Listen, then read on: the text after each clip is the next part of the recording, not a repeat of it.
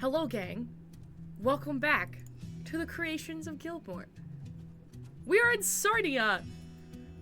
There is beautiful sandstone buildings and the beautiful red glows of the Lovers Festival, and you guys have just won a Lovers Joust.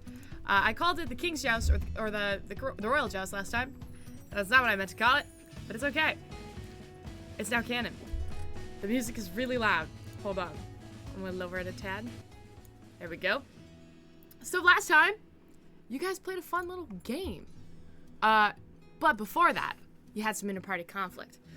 So after the article of the Silver Sun dropping about Sketch and Nev's name being mentioned as a wanted criminal and conspirator, you all quickly chatted, used your threads as journalists in Viz's case, or just investigative skills as a team, to try and figure out what exactly is going on here. Especially when the tension rose as people began to learn of Nev's clients as high-ranking members of the Brass Wrench, even though you did admit, Nev, that you didn't actually know about these stations of these people. But after a lengthy talk, you all decided to just give her at the Lovers Festival. You're here anyway. You have a mission to get done, so you better get it done. One of the festival events had a diamond as a prize, but it did involve jousting. Luckily, you guys all decided to group together and help the scraggly warhorse Fancy that was given to you for the joust win for the first time ever. And you were in fact successful in winning, even against the highly anticipated to win team of Circumference and the Round Tables. The Pony Club, as you called yourselves, the Pink Pony Club, did succeed in winning the Fancy Diamond from Gunslav, and you all kick off your Lovers Festival on quite the high note here in the Sunspire. So, as the festival continues on, what are you all doing in the height of this victory? As people cheers you and pass you free beers and hand you a diamond that is now in your possession. I have a question to start us off. Yeah. Is there any reason why we would want me to remain as a mouse, or should I go back to normal Glorb? I'll probably wait until we're out of the crowd for anyone to see that. Okay. I'm still chilling in Viz's pocket then. Aurora accepts the diamond from Gunslav, and having, I guess now, bid Fancy a farewell, she looks at the group and goes, "Well, shall we continue on?"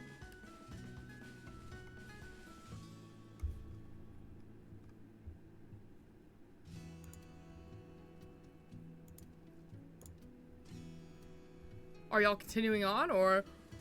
Yeah, are you guys continuing on. Yeah, I silence. I fucking came back. I It fucking come back after that response, and it's just dead silent. I'm like, man, if I could have responded, I wish I could have. Everyone just looks Like, I can't at talk. Aurora, just dead silent. Yeah, me, this big elven woman in this pink outfit. These fucking two clowns.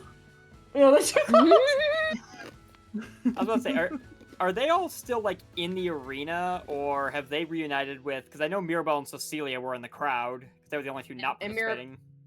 and you won your bet, Mirabelle. I remember that. Yeah, I think Mirabelle, she's heading back to meet up with Cecilia. She's counting all her change, or all the coins she won, and then realizing, I might have overdone this a little bit.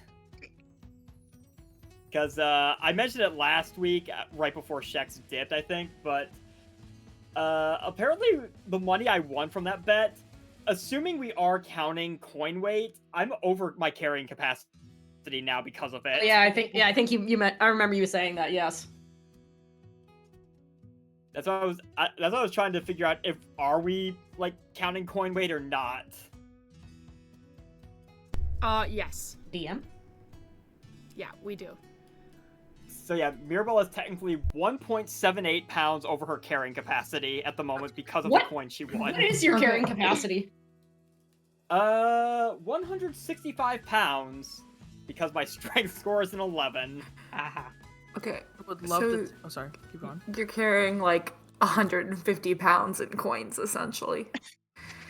I mean, Jingle, I jangle. have. I'm Okay. literally like 50 coins or 50 gold off from having 3,000 GP, so. Okay. Damn. Cecilia, if you say this to Cecilia, she'll be like, "You can give me some." Yeah. Nev also says, chimes in. How much would you like to take off my hands, Cecilia? Whatever makes it so that you can walk at a normal pace. You should check your own carrying capacity. Yeah. Is it safe to assume that we're all gathering at this point, or are Cecilia and Yeah, Mirabelle I would- guys still in the stands? Let's just say we're all fully gathered at this point. I think we're all talking I was I was together gonna at say, this yeah, point. y'all tell me. Yeah, like, I'm assuming you're together. Let's say that you I guys think collect the Mirabelle and diamond Cecilia and are chill out a probably little bit. working this out while they're. Okay. Have Aurora we- very eagerly finds a changing Or the- room so she can yeah, they're get back into her yeah, they're gear. changing. Disguises, so then Viz and Nev can get into their previous disguises. Yeah, Nev is now If kobold we've- again. If we've reached somewhere relatively sheltered, Glorb will unmouse, but I think it only makes sense that she would still have the clown makeup on. Unfortunately. I'm gonna say Aurora takes one look at the clown makeup on her face and just like bites her lip. Just like Yes. just stifles a laugh. Nobody says anything, and Glorb doesn't even realize she's got the makeup on. Yeah, I am tormenting my own character here. She does not realize. Nev just like chuckles, but doesn't, but like quickly looks away. Aurora just like looks at her, does a very slow one-eye blink, and then looks away.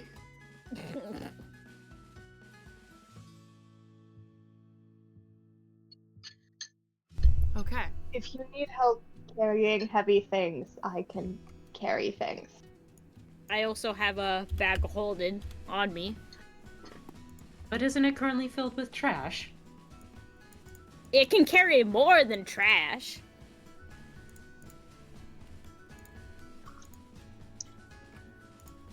Alright.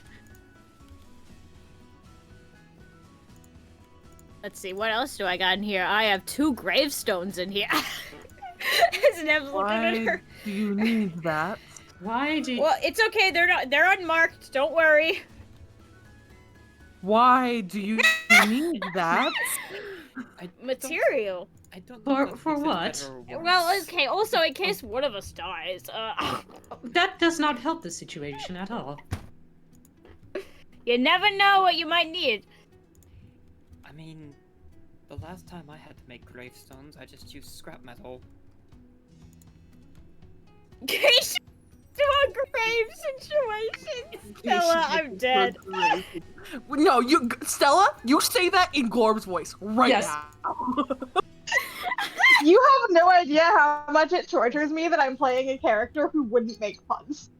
But she doesn't mean but here's the thing, she doesn't know it's a pun. Do it.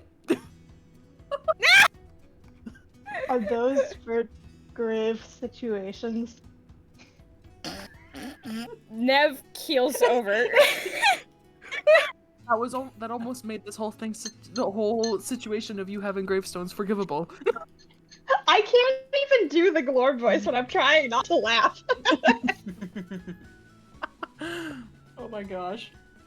Aurora, now that Glorb is Glorb again, she goes, well, here, this might prove useful for later on. And she hands you the diamond. Thank you. Aurora nods. Well, what shall we do next? Should we see if we can do any of the shopping that we were inquiring about before, or simply see what this festival has to offer? I mean, as we're going along, might as well go through the festival. I Indeed. would like to shop. Yeah, while we're going to the places for shopping, we could just go through the festival. I mean, I've got a whole lot more money to spend now, thanks to you. Welcome. All right. Well, let's head on. Okay. So, you guys continue to head through the Sunspire. Now, just as a series of reminders, there are a couple different districts here in Sarnia. The one that you guys walked through in the opening entrance with all the beautiful, like, sandstone-style buildings and glass roofs was the Sunspire, and that is where the castle is, too. So as you guys pass through from... oh my god. Sorry. As you guys pass through our Harmattan Gardens, which is where the event was, and through the rest of the big main street in the Sunspire that kind of leads through what looks like the whole city, like down from where high up where you are now, you can see it kind of like the cobblestone road moves down through this like markety bazaar style square, like down near the docks, and then through what looked to be like a series of suburbs as well. There is a lot going on. There is pastries shaped like penises and little lanterns you can get and cool merchandise. There is kids running around with like little like red and white sparklers that they're kind of moving through the streets. And you see that Sarnia is quite an eclectic group of people. Being that it is the first time you've ever been to a city that is overwhelmingly scaly in population. Likely because it is a desert. But you see that a majority of the citizens here are some kind of dragonborn or kobold, and you get the odd lizard folk here and there as well. Or you see individuals with hoods who seem to be like fitting in some sense. Like there's some Kenku, like small Kenku populations here, but there's also a wide range of people who are not just like reptilian or like animal folk as well. Although there are a wide group of desert... Have you guys ever seen a desert cat? Yes. It looks exactly like a house cat, except it's it's like a little creature. So you see a wide range of tabaxi that would fall under like this desert cat variety. They have like really like dusty like pale gray fur and like large like mitts for hands that kind of like seem to protect them, hands and feet that seem to protect them from the elements. But there are also a wide variety of human folk as well here. But it does seem to be overwhelmingly scaly in nature, followed by like subsections of like desert folk. And as you move through, you pass through not just the Sunspire, but this like area that you hear people as you're kind of passing through for sections called the Crown Lanes, which seem to be sections of the city that are at the heart of Sarnia, surrounding the royal palace. So as you kind of walk through this area, you can see the palace itself as you're moving through this like towering structure of like white stoned, capped with domes of lapis lazuli and gold. It is meticulously maintained here. Polished stone streets, shaded arcades, like decorative fountains, very well maintained and very well taken care of and respected by the people as well as you're moving through. Cecilia, you note that you pass a what looks to be like pillared building that is heavily guarded. And you've heard of this. This is the Hall of Sands. It is known to, it's like a museum and archive, like dedicated to the history of Sarnia and the surrounding areas. It is open to the public usually, but it is closed for the Lovers Festival. And it usually contains whatever seems to be left of the Library of Ancients that has been uncovered by the people. So whatever they could find from the library, this rumored library that may or may not even exist, is rumored to be kept in the Hall of Sands. And you also have to walk through a large open space that seems to be used for like announcements, but right now it's kind of like open. There's like a stage where you can see like a band playing festival music, and there seems to be more games here. There's like a balloon dart game that you could play if you choose to and win some prizes. There's also like a ring toss and a beanbag game. Seems to be like a lot of people gathered here in the square. But that is the other section of the city that you're walking through as you head to the bazaar. So is there anything you guys... Cecilia? Yeah. Go ahead. Oh, just really quickly. Cecilia will kind of tug on Aurora's like sleeve and kind of point out the library and archives and just say, when the festival's over, we might want to take a look in there. Aurora's ear just kind of flick a little. She looks at the the hall and looks at Cecilia and nods. That is a good plan. Always good to do some pre-research. Indeed. We're not sure what is waiting for us at this library, and whatever information they already have on it, we will want to look in. Yes, well, for tomorrow.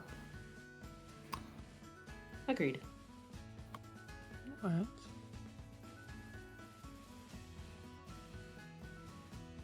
So anything else you guys want to do? For here? the so where we are right now, we're in. Oh, yep. I was just gonna say, I'm just going to state for the record that Glorb is trying to seem normal, but as established, she's not very good at that. So I'm gonna say that Glorb is visibly uncomfortable the whole time y'all are walking around. But then your clown makeup makes you fit in, so it evens it out for you. Can I roll to see whether I notice the clown makeup while we're walking around? I realize I did this to myself, but If what? Sorry? Catch your reflection. I was saying I don't think Glorb would realize that the clown makeup from when she was a horse is still on her face. And I think it's funny she's just walking around with it for a while. But can I, like, at some point, do I have to, like, roll a perception to see if she realizes it's still on while y'all are walking around? So People, here's people the passing thing. by are like, nice look! The only well, no, people passing by would keep a very wide berth from Glorb, because Glorb is very tall and intimidating, and generally off-putting. The clown makeup's Yeah. not helping. The clown makeup is not But helping. in general, this is not a city with reflections. It's a desert. There's no water, really, for reflections besides, like, the fountains that you would go up to. And they don't have mirrors because it's hot as balls. They barely do glass. Like, they do glass, but it's around sandstone. So it's kind of hard to catch your reflection. So it might take a while. Yeah, I'm aware of that, but I am also the person with cranked up perception. What is your perception? Watch her recognize her reflection in like someone's scales. Okay. My perception is mean- +4, but my passive perception is 19. Oh dang. Yeah, you I probably. mean, she could probably borrow one of Mirabelle's many daggers and use it as a mirror. She's like, hey, my face feels itchy. Can I borrow that for a second? Oh fuck. She's been rubbing at her face, so now the makeup's like it's like dripping down almost like. God. Looking like it looks It's even melting. She looks like Pennywise from It. Oh, Yeah. God. Yeah. Then maybe she's not visibly uncomfortable because everyone is so distracted by the cloud makeup that nobody notices the emotions. I'd say that you do eventually notice in the fountain by the Starlit Plaza. But Okay. is there any? Yeah. Is there Anyway, anything- the main thing I wanted out of that was just emotions. Anyway. Fair enough. Is there anything anyone is doing here in the Crown Lanes, or are you moving forward to the Market Square, which is the Gold Ray Square? Where would Wait, the market? Golden Herald branch be here? Oh. That would be here. That would be in the Crown Lanes. No, that would be in the Sunspire. You would have probably passed it, but you weren't sure which one it was. You could look for it and seek it out.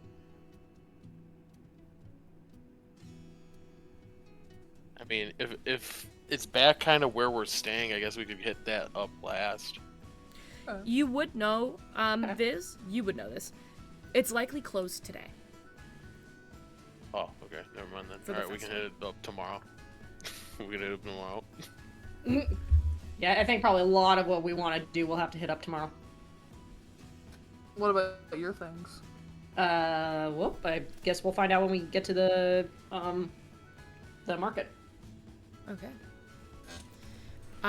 As you move through the market, or through the Crown Lanes into the market, so everybody who knows anybody in Westover knows about the rumors of Gold Ray Square, because it's known for the Golden Exchange, which is a massive, bustling commercial hub located near the city center. But it's the fact that it is covered in bazaars and open-air stalls that compete for attention. And there are goods ranging from fine silks and jeweled trinkets to desert spices and rare relics unearthed from the sands. But I need all of you to make a history check as you begin to step into this air of thick, merchanty shouting and aromas of roasted meats and exotic perfumes. 23. 15. 16. 14. Nev. You in particular. I was gonna say, Oh, sorry. Did you beat 23? I got 23. I got a nat 20. Okay. For my Nat fucking 20. first. Yeah. Right now. This is where the nat 20 goes, and then when my death saves it comes, it's not. Yeah. Yeah. Oh god, don't say that. Nev, you know that something very interesting about this particular place is that the Gold Race Square and the Golden Exchange is also known to have entrances into Sarnia's catacombs.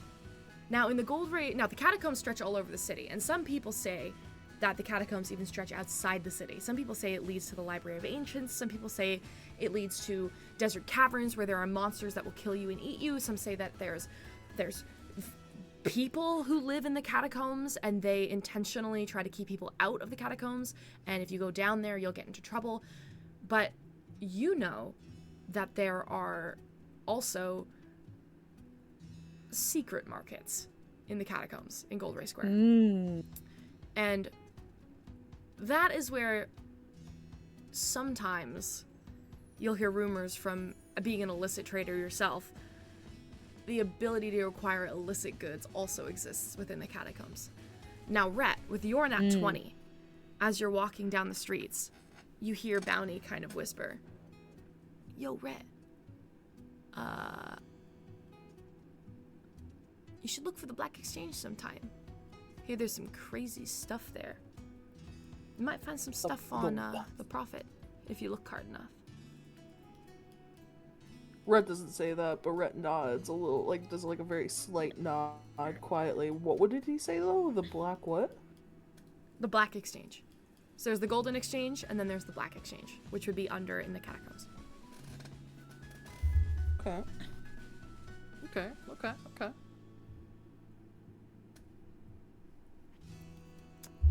That being said, We could get some really good stuff in the catacombs. I whisper to Visk.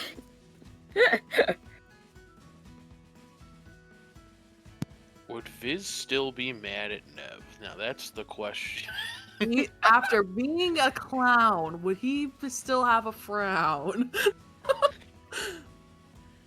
You just made a rhyme. Yeah, I know. It was on purpose. I like that How rhyme. mad are you still?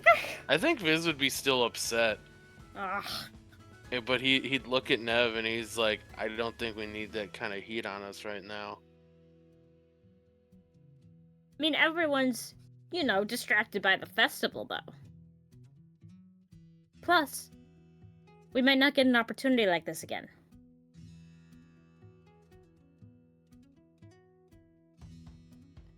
We might be able to get some good information.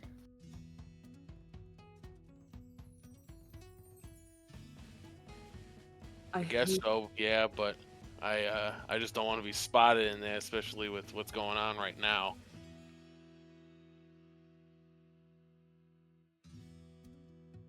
It's alright, we just won't get caught. I mean, we're already disguised, right? As Nev is like a tiny silver kobold. Yeah, I guess so. Come on, we'll make a day of it. It'll be fun. I guess, yeah. Nev This is very not. He's very much not enthused. And Nev doesn't. And Nev is bad at reading people. Actually, just for shits and giggles, I'm gonna do an insight check on Viz. Meg, I fully thought you were about to say Nev is bad.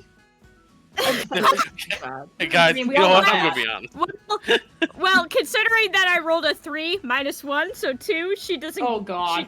She does Oh not Christ.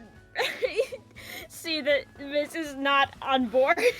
Viz, when Nev looks like she perks up at that, Viz frowns and the boo-womp sound effect from SpongeBob plays outside. Yeah. Womp. Oh my gosh. Wait. Like, Oh, no, I was gonna do a soundboard, but no, I won't. or we'll like lean over, like, I can come with, or unless you want all of us to come with. Who's Red saying that to? I'm saying that to Viz. Oh, he's like, I mean, if we want to keep a low profile, I guess we could all, like, some of us could go, some of us don't have to.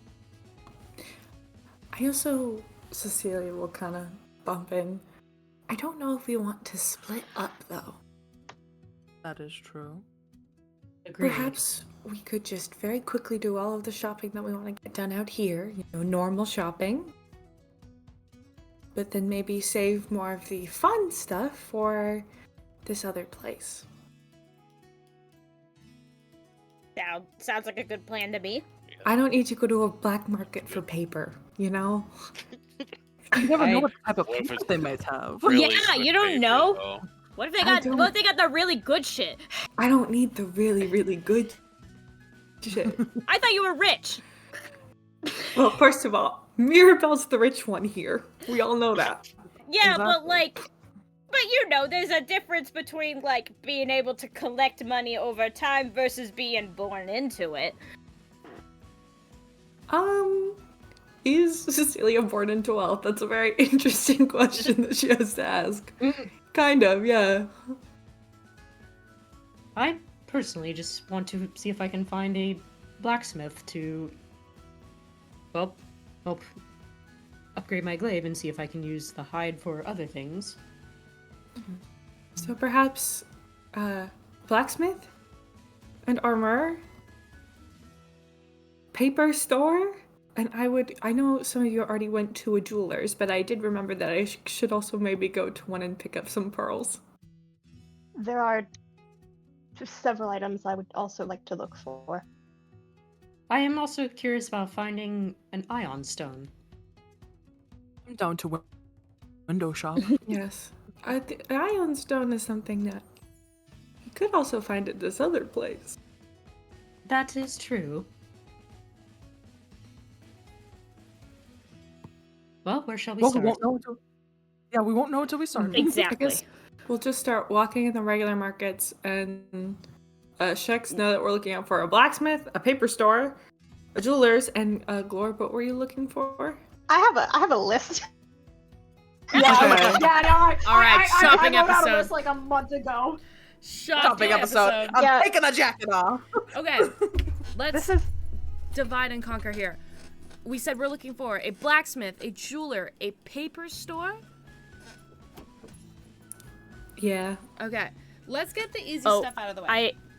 Yeah. Are you guys looking for spell components and stuff of that nature? Is that why you're looking for? Yes. Okay. That's what the paper is for. And for I want Aurora, another diamond if I can. Yeah, and Aurora, she wants to find someone who can basically take all the dragon stuff and turn it into armor, upgrade her glaive, and possibly get a secondary weapon. out of Okay, well that's not easy That's the stuff. hard- So That's the we'll hard stuff. That's the we'll hard- get to that's there the in a hard second. stuff. So in terms of Okay. spell components and like things that a wizard would need, or like trinkets and stuff that like a druid would need, how much paper are you looking for, Cecilia?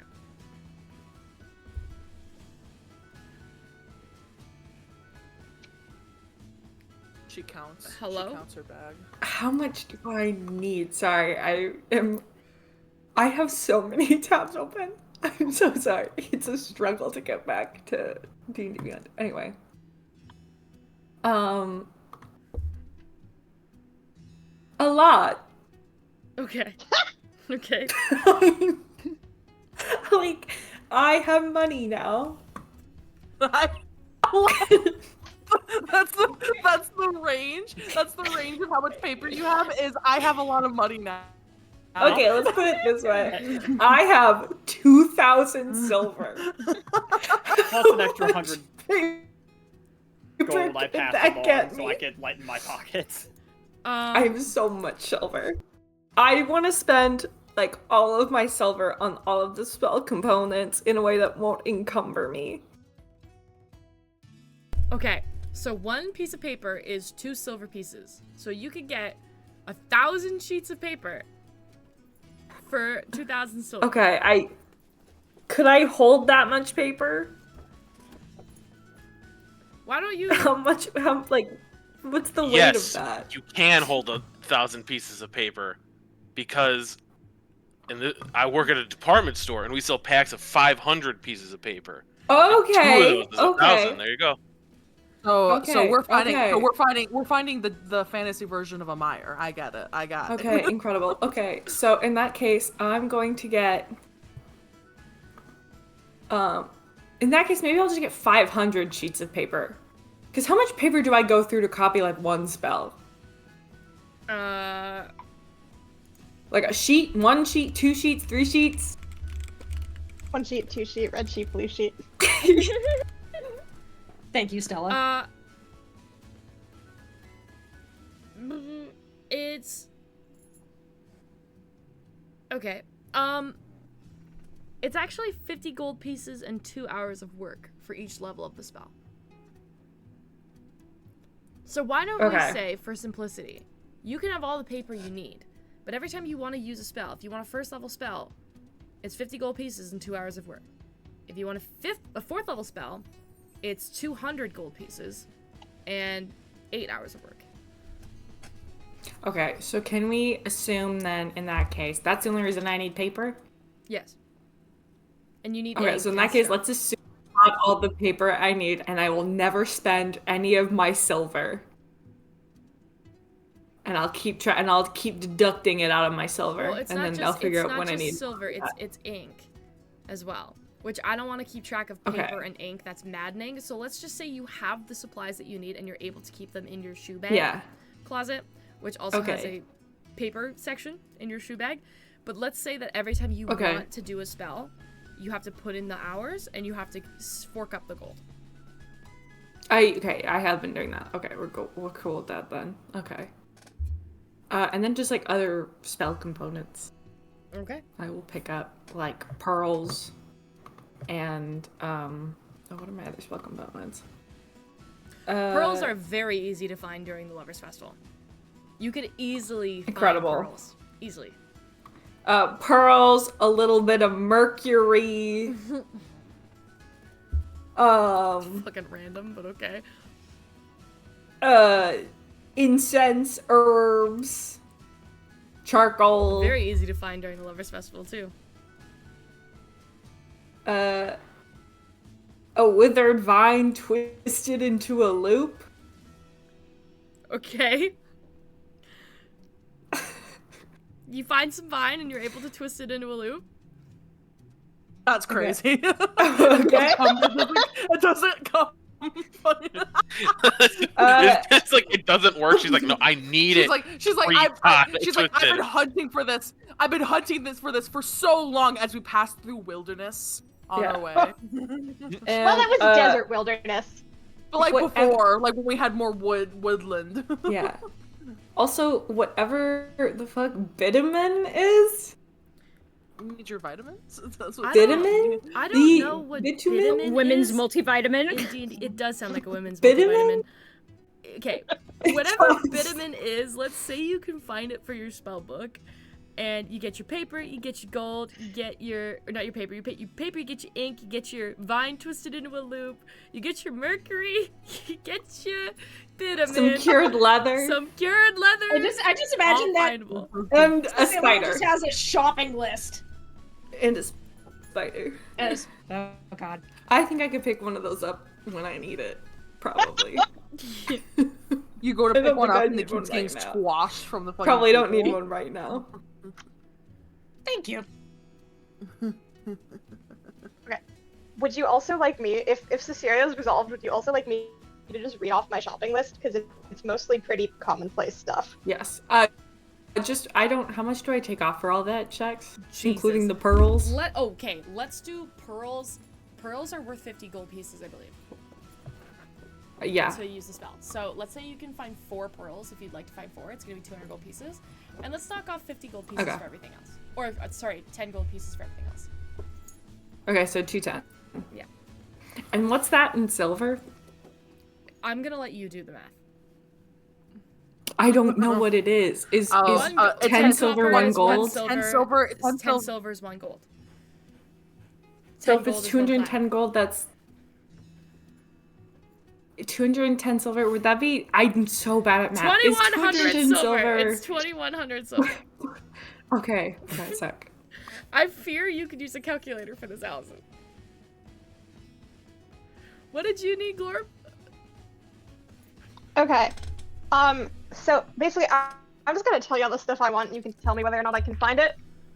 Number 1, another healer's kit. Yeah, for sure. Okay. Number 2, another diamond. I know that costs like 300 gold, but I want 2 of them, so. You want... Okay. I mean, like 2 counting the one we got from the joust. Right, okay, so let's talk about that real quick. Those 2 are what are the other things? Okay. If I can get 1 a leatherworking kit and 2 like some miscellaneous bits of leather, not like large amounts, but like some strips and thread and crap.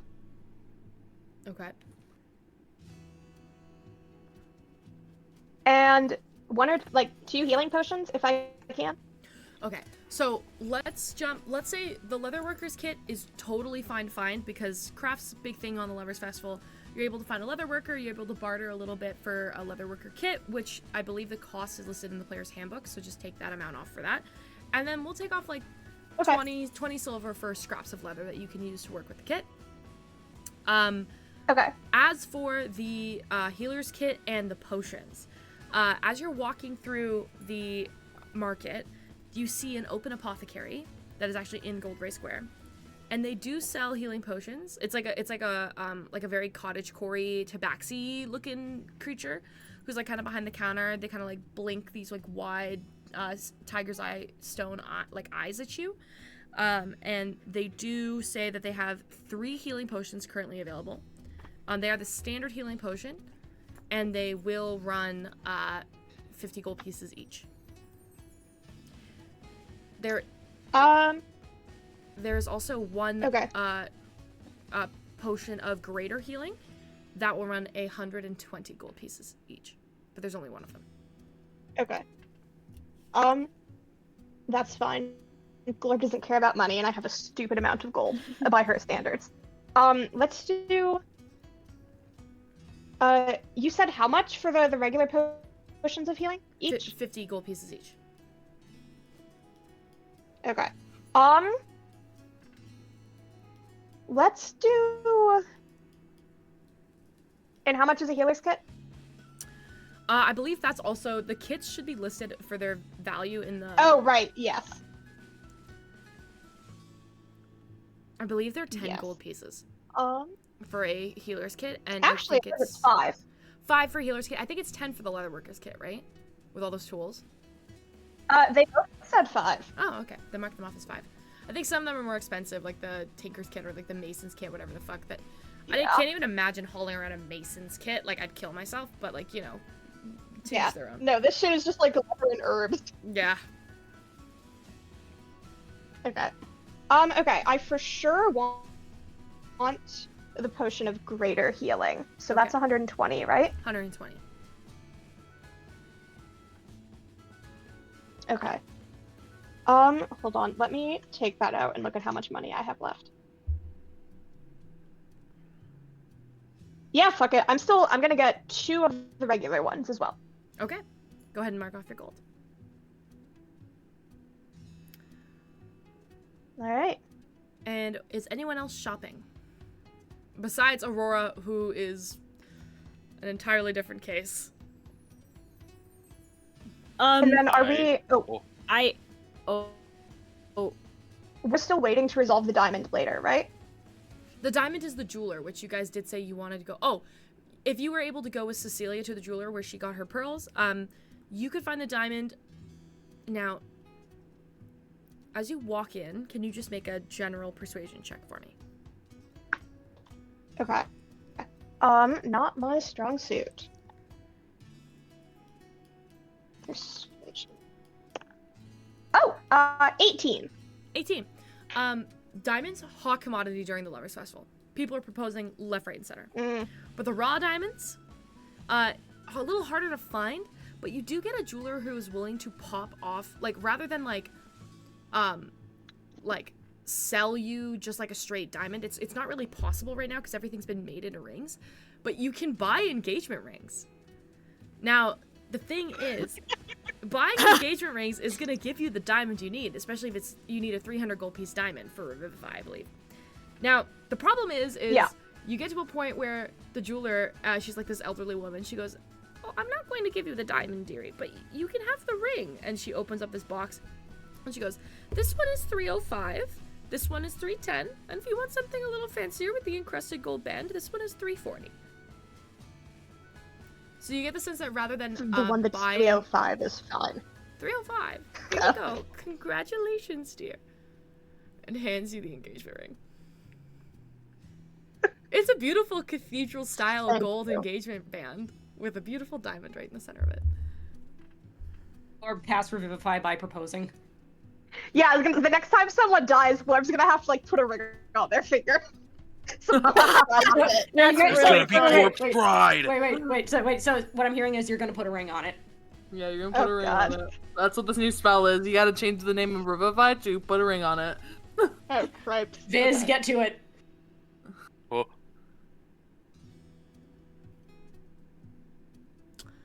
All right. What is everyone else doing? I was gonna ask, could I buy a journal? Aurora's just Or a looking book, around. like an empty book. Yeah, they have lots of empty books around the Lovers Festival. A lot of them are pink leather-bound books, or red leather-bound books. Some of them are branded with, "I went to Sarnia and all I got was this Lovers Festival notebook." That one. Does anyone go with Viz? I just said that one, so I guess Rhett's there. Okay, so Red's with him. All right. You guys, Aurora you probably guys went are with them able as well. to stay together, by the way, because you're perusing the bazaar. It's not like super Okay. like impossible to say like you can pick stuff out as you're passing because it's a vendor style place. So like the only places you have to walk in would be like the apothecary, or like larger stores. But most of them are like tents where you could walk up and just go, "Oh, that's cute." It's like a Kensington market or like a farmer's market style. Like, it could also be like we're all still around each other, like still together, but like maybe one person's at one stall and the other person's at another stall or something. Exactly. That's... So Rhett says, "I think that one." He's like, now, Viz like looks around. He pulls Red in close because Red's the closest one right now. He's like, "This is for the thing I want to write." What? No, don't tell anyone I told you about this. All right, you gotta promise me. And he pulls out his hand. He has like his pinky out. He's like, "You gotta pinky promise me that you ain't gonna tell anyone about this." I love that, like the visual of like Rhett's like, "I like that one," and you pull them in close, like pull them down. He's like, "You listen to me, you son of a bitch." He gives you a pinky promise. You have my word. All right, I want to write a book. I want to write a book. All right. I've had a couple ideas brewing. Okay. I've been writing some stuff down. I haven't fully nailed what's going on yet, but I want to write a story about a vampire. Okay. Yeah. That's cool. I like that. Just a vampire, or is there anything No. else? So it's like the vampire is like evil, right? And it's like took over this area, and like a bunch of people gotta stop him. Okay. Oh, and that's just the Is there more? What's this group? I don't know yet. I'm still trying to figure that out. I've been I'm trying to think of character names. I kind of got some rough ideas down, but I thought of a gnome character. I haven't figured out her name yet, but her name's like maybe like Camden, Okay. Caden. Uh-huh. I haven't figured any of the names out yet. Okay. Maybe I like Caden. It's like maybe a fancier it's some- version than Aiden. Say that again. Aiden? Viz takes out like a piece of paper he has. He and takes writes the great name. notebook. He takes the notebook that Red's Grabs the notebook pointing and at. then he puts it back and is like, all right. All right. So what out of these options fits best for that? Like, what color represents that the most? There's red and then there's pink.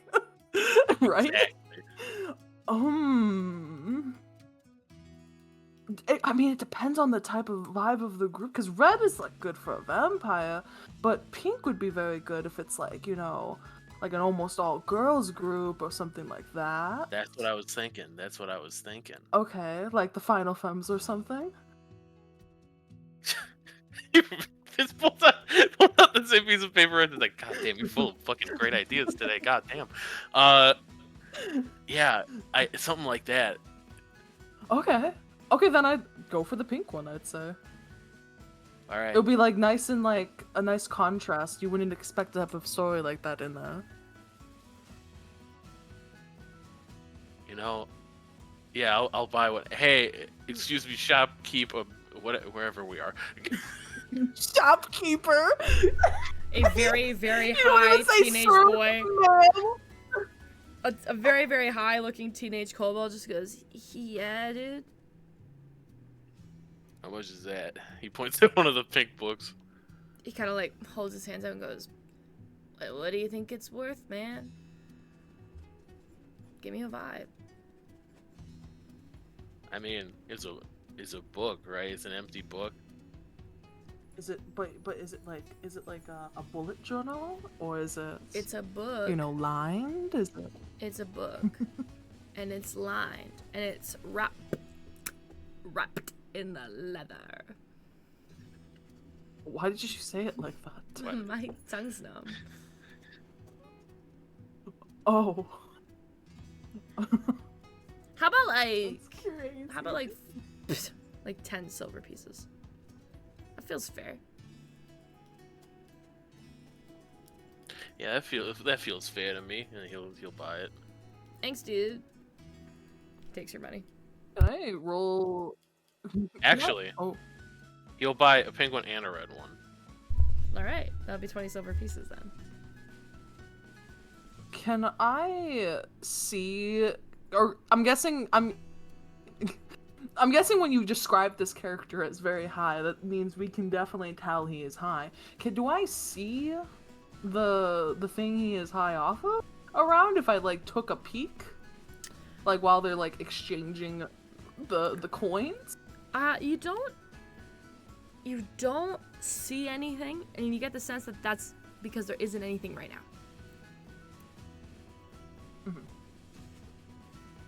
He licked a frog. You look. Yeah, that's what happened for sure. Yeah, for sure. Okay. Well, I hope the story goes well. I got choice anxiety. I bought both of them. Yeah, I hope I it could goes. tell. hope it I could goes tell you well. got. I could tell. It's okay. It's okay to have a little anxiety about it. Maybe you could Yeah, write like one part of it in one if it's, and then use the other one. Yeah, that would be good. I bought. I mean, I have two. I could write two things if I wanted, but right now I'm focused on that vampire thing. Okay. And you have no other characters other than Caden, or are you going with Aiden? And you wrote it down, but you didn't really confirm. So now I'm like, I'm still I'm still thinking about it. I got maybe like a robot person named like named Oh. like I don't know, like Short Sword or something. Oh, okay. So the shorts. No, they're big. That's pretty funny. That's pretty. And a robot, like a little like are we talking about like a warforge, or are we talking like a Yeah, like a, yeah, like okay, a okay. Warforged, but there's a whole bit. There's a whole bit with it though. Oh. What's the bit? I can't. Hold on. I can't just reveal all my secrets right now, right? Are you But now, kidding but me? you've got me. You're not gonna read. You're not curious. gonna read the book if I tell you everything that happens. I would read anything that you write. It just goes. Oh, I don't know. I haven't thought that far ahead. Well, okay. Well, let me know. I'm curious. Yeah. Yep. Yes, sir. Are you okay? Yeah, I'm getting warm in this area. I want to go find everyone else. I need water. Okay. Oh, all right. I mean, we have water skin. Like, I need water. And then he like Runs starts off. kind of like shuffles away. Oh. All right. You'll just follow behind, I guess. Red's like, all right.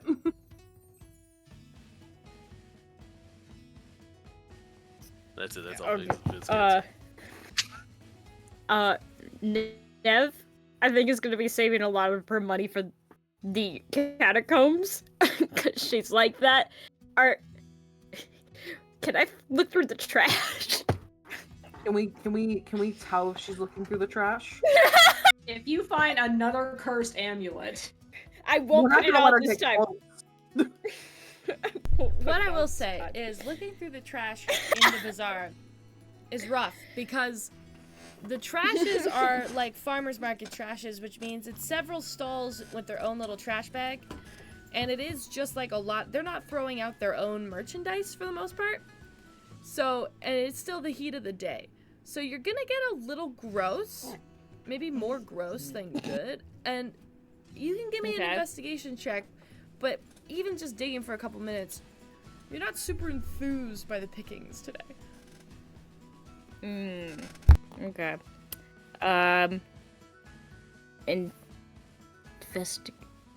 What's 15 plus 8? I should grab my calculator out. 23. 23! Thank you, Stella. You're able to find quite a large sum of Lovers Festival t-shirts in different styles. Some of them have like penises drawn on them. Some of them have like a lantern floating in the sky. One of them is like Lovers Festival and it looks like... Sorry. You ever almost say something Oh, and then boy. you're like, I don't know if I want to voice that into the ether. Good. are you about to pull a Matt Mercer? Continue. You see like a bunch of different stuff. You see t-shirts of like very, very interpretive ways that different like races on Gildmoor like fuck. The lizards, they don't got like holes, Oh, so they gotta figure why? it out. What? And like, you know, it's like What? it's lovers. It's someone's very, very The- interpretive pride merch of love. It has the Kama Sutra on it. Yeah, You're It's the saying Kama they're Sutra. cloaca t-shirts. Gloika t-shirt. Oh Yeah. Oh my. I do put on the cloaca t-shirt. Meg. Technically a cloaca It's what tunic. my character would. I put on this cloaca tunic. Yes. And you find some candles, you find some lanterns that you could fix up and rejig if you wanted to. There's some sparklers. Lots of Lovers Festival merchandise. I definitely, here. I definitely grabbed the sparklers, and some of the shirts, mostly to use for like extra fabric, stuff. But yeah, I am wearing the cloaca tunic. Yeah, You there's fucking, several, like, there are look several down and other all that tunics stuff. too. Like every different. Okay. the thing about the Lovers Festival is it's a celebration of love. It's pride. So there's all kinds of tunics with like very, very sexual stuff on them in that pile. There's like human sex, gay sex, there's fucking bird sex, lizard sex. It's D&D. There's every kind of sex on a shirt, but there's also really like niche like festival references as well. Like one of them is like, just because I'm a Kenku doesn't mean I know how to not get you. Like there's weird stuff on there, you know what I mean? It's like different versions of Pride merch. And you're able to find a gold mine in this dumpster that you did choose to dive Please tell me into. that shirt Please tell me that shirt gives Viz the idea for marble. That's crazy. That's crazy. Nev, you see Nev hop out of a dumpster holding a bundle of like shirts and wearing a horrible, horrible tunic with sparklers in her other hand and like, look at this horrible shirt I found. Aurora blinks and goes, I think I just went blind in my own eye. I love this holiday.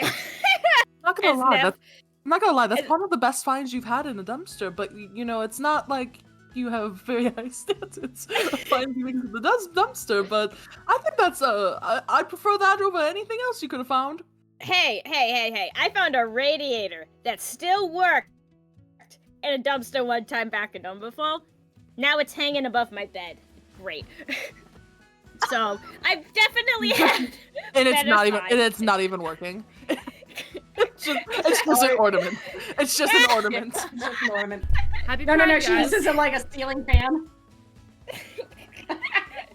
Oh, it is first day of Pride. Happy Happy Pride! Pride! Timing worked out well. Happy Pride. Oh, what does a cloaca even look like now? I'm scared. Hole. Stop! Meg, thank you for asking that, because that's I've been wanting to ask, but I'm not going to. Okay.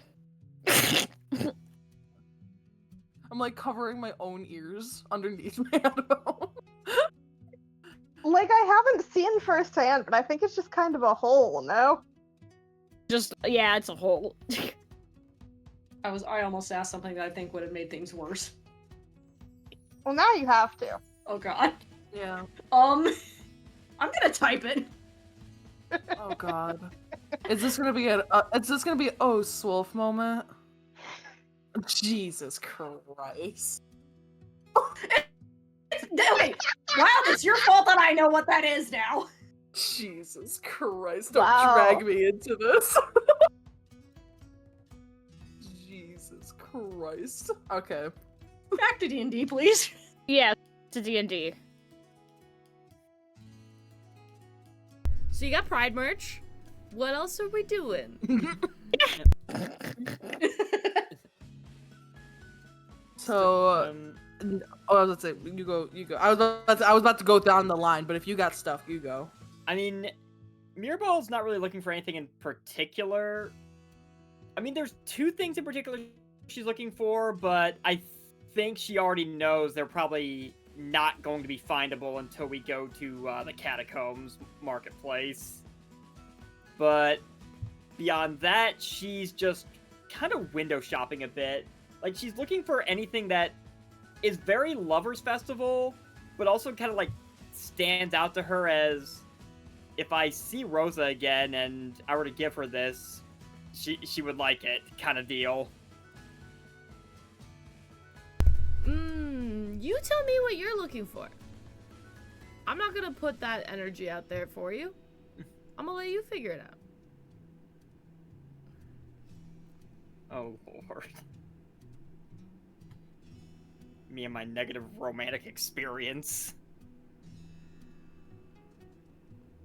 I guess if Wild's got something she can go, I might need a moment to actually figure that out now. I don't have anything. I was just gonna go down the line of like, okay, so like one person's waiting for the Black Exchange. Is there any? I think the only thing left then I think is Aurora, like big thing. No one else has any other simple stuff.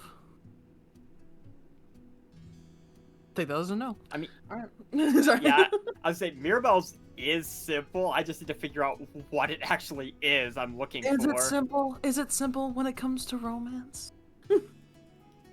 No. Mirabelle comes back like with a bunch of like she just couldn't choose, so she has like a bunch of like really romantic gifts. She's like, I spent all our money. I spent all my winnings on these. Almost 3,000 GP spent on gifts for potential girlfriend. I mean, hey, that's gonna be so expensive. that's one way to be a sugar mommy. Oh my god. God. I feel like if Mirabelle was struggling, Rhett would be like, maybe jewelry? I just had an idea. If Mirabelle has all that coin weight, couldn't she go to like a fantasy currency exchange and swap out the gold for platinum so it would be less physical coins? Go to the bank! Let's go to the bank! I mean, I already resolved it by giving 100 GP to Cecilia. That puts me just under my max carrying weight. Give us, Shax, give us. Are you asking? What are you asking me? What do you? She gives us credit cards instead. There's no ask in this. This is a demand. Give us a bank. Oh my god! What? Give us a bank. Let's do a bank. What if I started? You started currency in this world. We now have the currency exchange. Okay, I'm confused. Guys, let's take out a loan. Yeah, well, how's that a credit? You know, what's my credit score right now? Yeah, what's my credit score? What's my credit score? If I take it out at I don't think find Lord myself knows what and just credit never is. pay it back and die, I don't have to ever worry about it. Oh my god. That being said, what are we doing right now?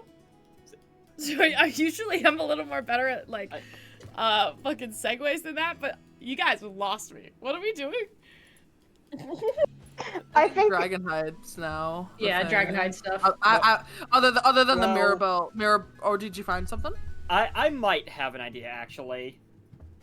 So, in the art Wild drew of her, I realize now that Rosa has these little, like, bead necklaces around her tiefling horns.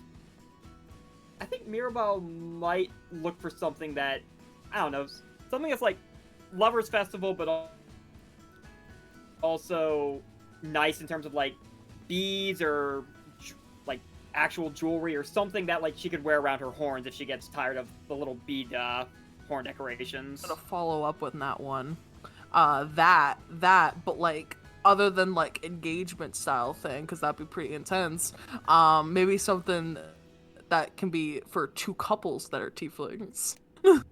Are you looking for sex toys? Like a What are we talking about? What? What? No. What? What? What? For We were talking about I hate jewelry. jewelry. Like jewelry for two tieflings. Oh my god. Okay, sorry. Checks. I could. I- Checks. Shelby, you're not allowed to say that word in my presence ever again. And I hope you know It was that. a You're genuine never allowed to say that in my question. presence again. Somebody Checks. said something Checks. about beads, and Checks. then somebody I'm- said something about sex. Somebody No, said no. something about four couples, and I was like, wait, what are we talking? I thought we were talking about jewelry. Two people, like two tieflings, in a, No. like as a couple, like. No, so I- No, if no you go way to would I. the- Jesus. if you go to, like, the Lot of Hot People channel where we have, like, the images of every NPC, the art Wild drew of Rosa has, like, these little bead, like, bracelets around her horns. I was thinking of something maybe along those lines, either beads or jewelry or something like that. And then Wild suggested, hey, maybe you could do something couples related, so you and Rosa could have a matching set. Got you. I understand. I had a hard time picturing beads attached to someone's horns that are also attached to another person's horns, like a fucking friendship bracelet. That was weird. Okay. How about you absolutely combine that, because there are lots of little jewelers all over the place. And you see that, like, there's a collection of, like, horn beads that could be for horns, or they could be for minotaur horns. They could be for tiefling horns. They could also be just like holstered chains, or like stuff that you put on your side. Because this market has jewelry everywhere. We'll come back to you, and I'm gonna let you decide. You're gonna tell me what you want or like what kind of style you would like, because the world is at your disposal here. And you could do whatever. Disposable was not what I wanted to say. The world is at your disposable, camera. The world is going down the garbage disposal. The world is disposable. The world is at your disposal, and I'll let you do something cute and personal, and then you message it to me, and I'll tell you the price, and then you can describe it after. How's that sound? Perfectly fine with me. Cool. Is anybody else looking for anything, or are we lugging a dead dragon through the market? I will just quickly say that I don't think I'd be lugging it right away. No. I'm waiting You until have I a find teenager someone first. guarding your loot right now. Yeah. You've just paid a I teenager's don't think college we fee. have the whole dragon. I thought Aurora just like skinned part of the dragon. I have, and I actually do have this in my inventory. Blue dragon claws, blue dragon fangs, blue dragon hide, 200 pounds. Okay. So yeah, we're gonna need a cart to get this thing around. Okay. So, Aurora, how do you go about looking for the best blacksmith? I feel like Aurora would try just like asking around, because she did, like, when she and Cecilia asked the desk manager when they first checked into the hotel to check out the Gilded Menagerie. So I feel like she would probably want to find where the Gilded Menagerie is, and then just kind of like start looking around, and then if nothing jumps out, probably just start asking around.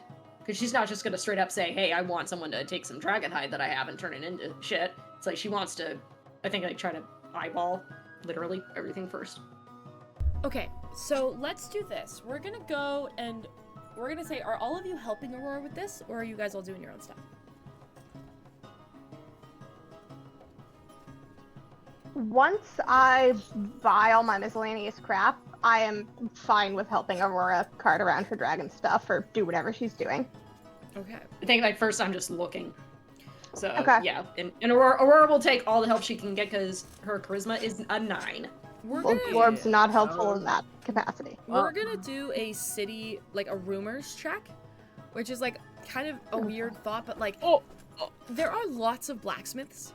For a job like this, you want someone who knows what they're doing, but you also want something with creativity as well, because you're likely not gonna find a blacksmith anywhere here who's ever worked with a dragon. The odds of finding a blacksmith anywhere who's worked with a dragon are slim to none. So, we're gonna do, like, you can ask around, you can investigate yourself, you can do your own research, but I need everybody here to tell me how they're assisting Aurora and what check they would like to, like, try and do to figure out the best blacksmith for the job. Would do the talking around, like an asking around. Asking around? Okay, so that's a persuasion check. And like, yeah. I'll definitely want to use insight because that's my best one. So probably, I guess, like looking, judging around. The blacksmith's character. Like, you're a noob. You don't know what you're doing. Could I use like history? I've watched Forged in Fire. Yeah. How would you? Yeah, use I want to history, do basically Cecilia? the same as Aurora. Oh, Maybe like, which of the buildings? This is maybe a stupid idea.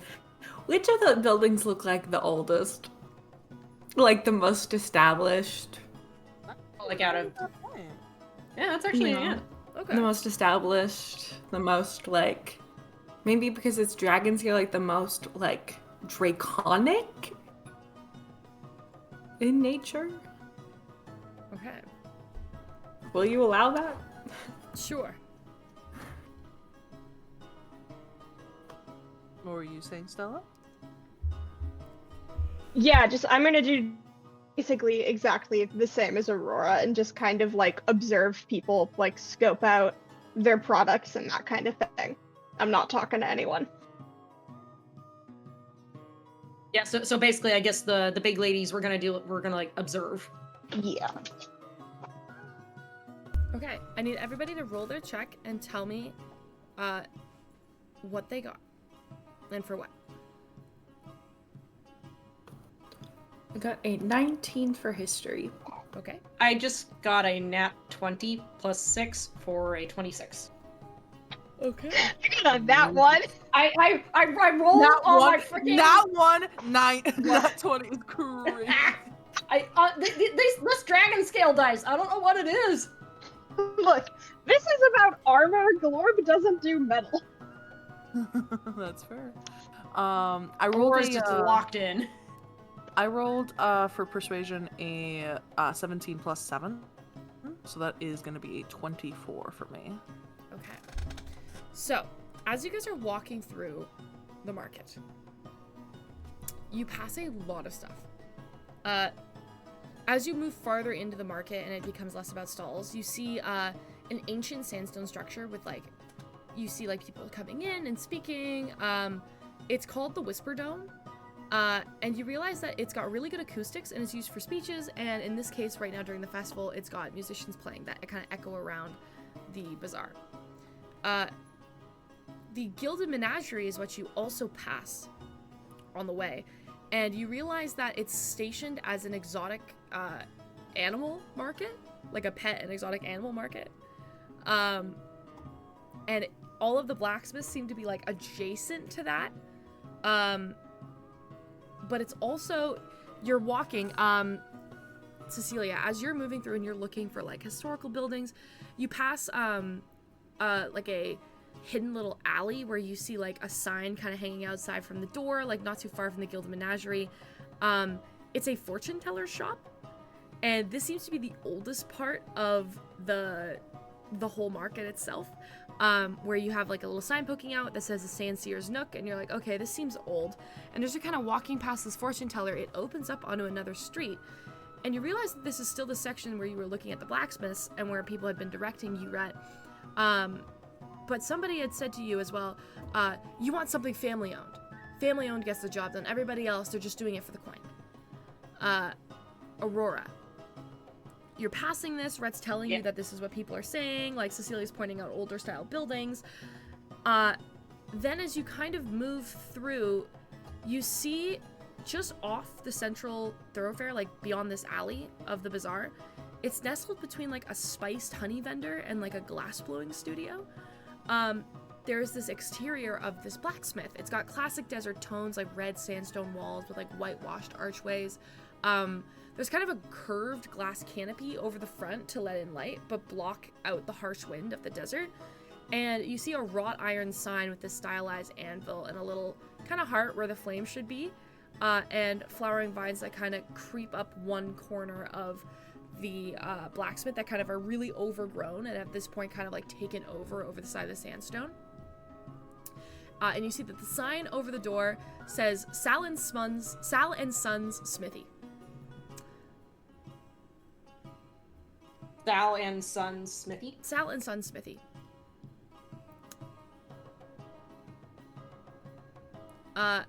Outside, you hear shouting from inside the smithy, and then you see an individual kind of leave for a moment.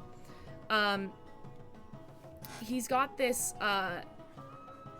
it's a half-orc, first of all. And he has this kind of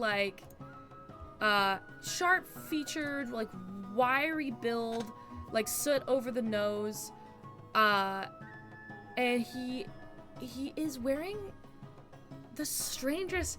It's a loose, low-cut cream tunic that's kind of tucked into fitted rose-colored silk trousers that are worn really low on the hips, and he has a sheer red scarf kind of tied loosely at the neck, half fashion, half to cover ash all over his face, and he has these gold-rimmed sandals on his feet that he's kicking on as he steps outside to get some air. And out from the top of his hair, which is just tousled black curls that are very, very slicked back on this dark green skin, you see that he has a cigarette kind of tucked behind an ear, and he pulls a lighter out from a small leather belt that he kind of like flicks and lights and then takes a drag. As he turns his head, you see a moonstone earring, just like a single moonstone earring dangling from one ear, and his fingers, as he like drags the cigarette, are covered in rings. He can't be any older than 22, 23. Fairly young looking, good looking guy as he steps out of the smithy.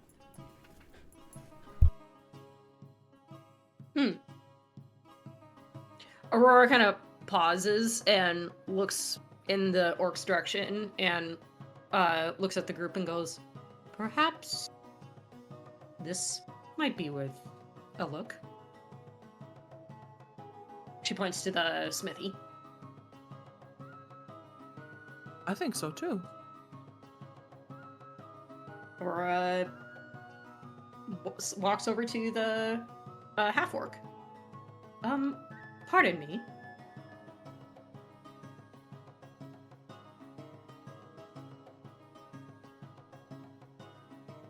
I guess he ignores me, or? Oh, sorry. I thought you were saying that Just to the gang. You're like still like 30-ish feet away. So you gonna walk No, up to him? Aurora walks up to him and says, "Pardon me." You walk up to him, and as you begin to walk up, you hear from inside the forge, you hear some shouting.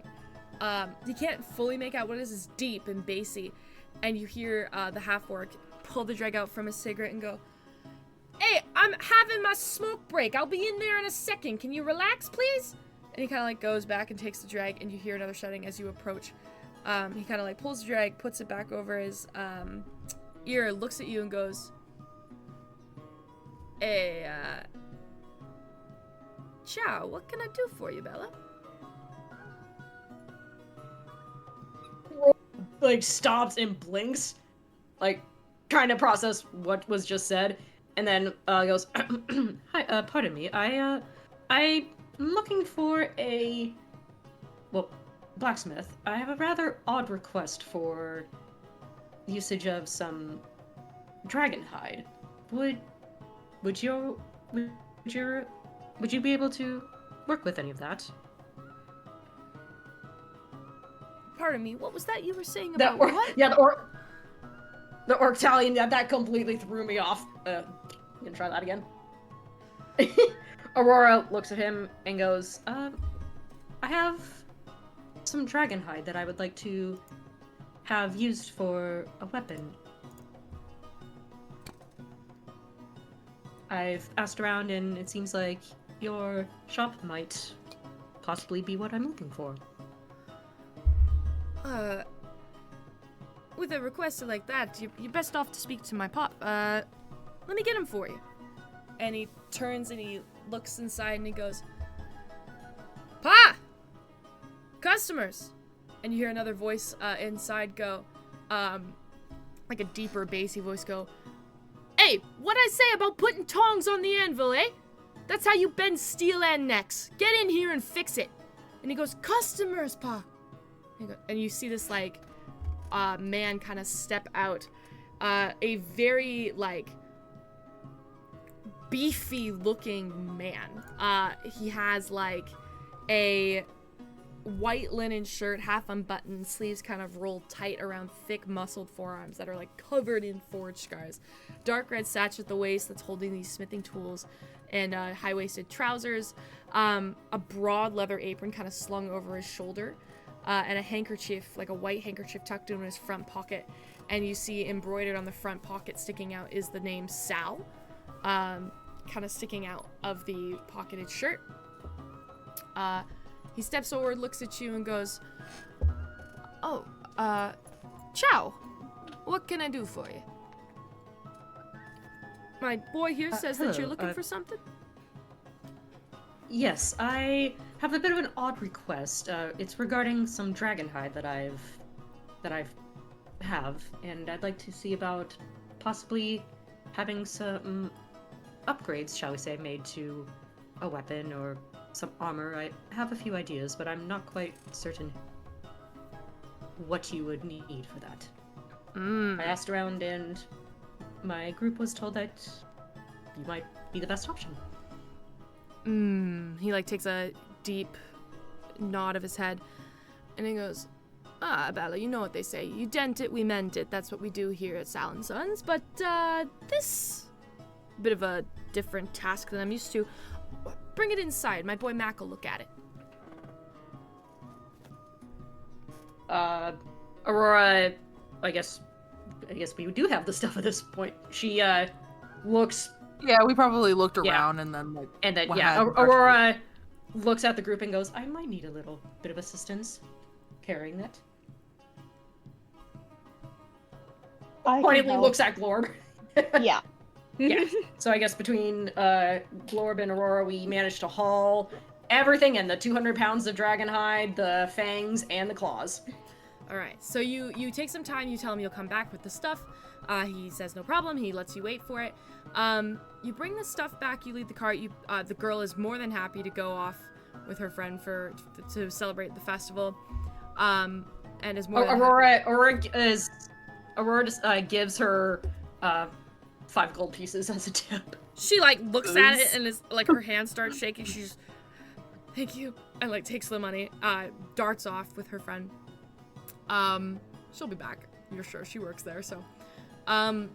Yeah. You bring the stuff back, and the interior of the blacksmith is, as you haul it inside, very surprisingly cozy. It smells like hot iron and rosemary, which is weird.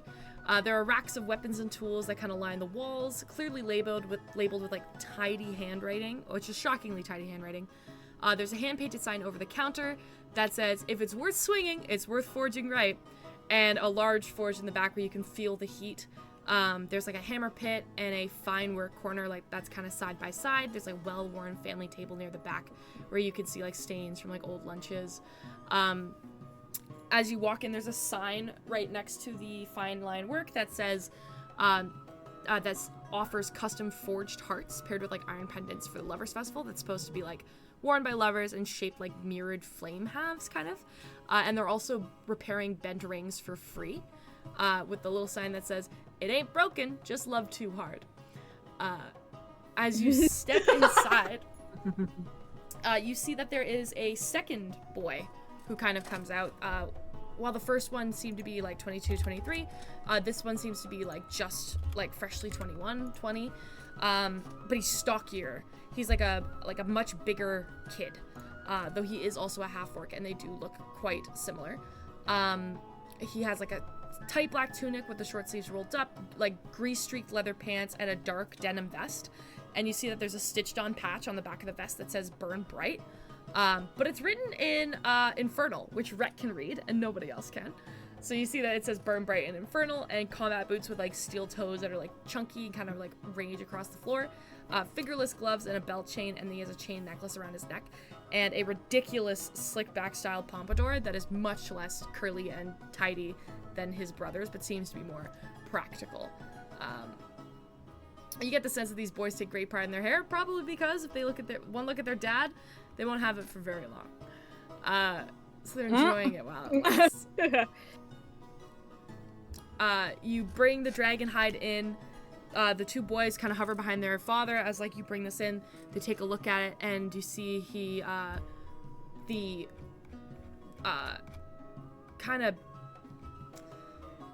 Sal kind of like takes a breath and he goes,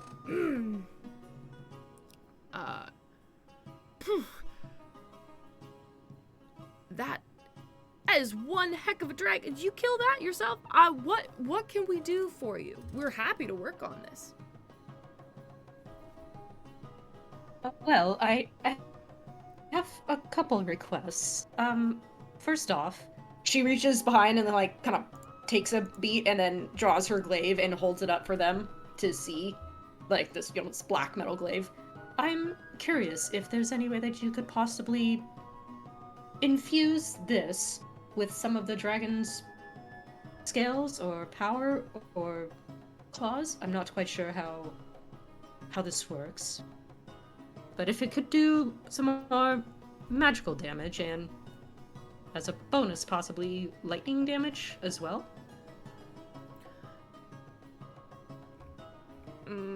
You see they kind of look at each other. One of them, the boy with the vest, kind of steps up, his like big hands. He takes a look at it and he goes, looks to be in good shape, Pop. Think we could probably handle it and take care of it. There's some kind of energy going through it still. Take a good close look. Lean in. And you see Sal kind of goes, well, Mac, you always know what's up. Let me take a closer look. And they kind of lean in, they look at it. Leo, the glaive or the dragon? The dragon hide. Okay. They kind of stare at it. The one, like, scrawnier boy kind of, like, leans back. And he goes, project like this is gonna get real expensive. Are you okay with making a purchase like that? Lots of time, lots of effort. Aurora nods. Yes, I am willing to. Yes. Sal kind of like claps a hand on the kid's shoulder and goes, that's enough, Leo. Let your dad do the money talk, okay? And he goes, yes, man. He kind of backs up. Yes, ma'am. Yes, man. That's so much funnier than yes, man. Yes, man. Yes, man. Yeah, I definitely meant to say yes, dad, but it's fine. Yes, sir. Yes, man. Yeah, because I was like, can't be ma'am. Unless. Unless, yeah. I mean, hey. I didn't catch it, but. All right. Bi-gender orc blacksmith. There you go. We love it. We love it.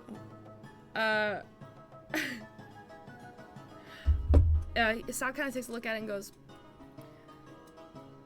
let's try playing with a sample of the material first and see if it sticks. It's a little bit different than leather or some of our other works. We work with metal, typically. But I got a friend who may be able to do some work. How about the deal is this? I'll have my boy Leo write you up a contract. We'll need a sample, probably about 20% of the hide to use just for creative experimentation, to make sure what sticks. No promises about giving you any kind of updates to your glaive, although maybe I'll see what I can do, but it's tricky. So write me up an order of what you want. We'll take that 10% experimentation off the list, and we'll get cracking at making you something really great out of this. Aurora nods. Thank you. And Shex, do you want me to message you what I have, or like I think I already messaged you what I had in mind, right? Yes. Can you send it to me again though? Yep. I'll say that. Aurora nods and starts writing down her list. While this is all happening, Nev's just kind of looking around the Smith studio, just like, this. It's a nice workplace you got here. Who are you speaking to when you say that? She just says it in general. She's just more so because she's like a smith herself, so she's just admiring the workstation. You see the one who ends up paying attention to you, because Sal's talking to Aurora, and Leo, the greasy-haired pompadour, or the greasy-haired boy, is kind of just leaning and looking away. The one who does notice you, though, is the vested son, Mac. He kind of looks over and goes, as you kind of go, it's a nice workplace. You kind of hold your hand out, not to touch, but just to look. And he immediately goes, hey, don't touch that, it's hot. Just punch the sun hot. You touch it, I ain't fixing your fingers. Hey, it's all right. I've messed up these fingers more than anything with my own work. You gotta blow a few things up to get to where you want. Blowing up's not all that useful if you're dead. I don't blow things up. I care if it blocks an arrow to your neck or a bullet to your skull. But no, I don't blow things up. What's the fun in that? But I get it. What's the fun in that?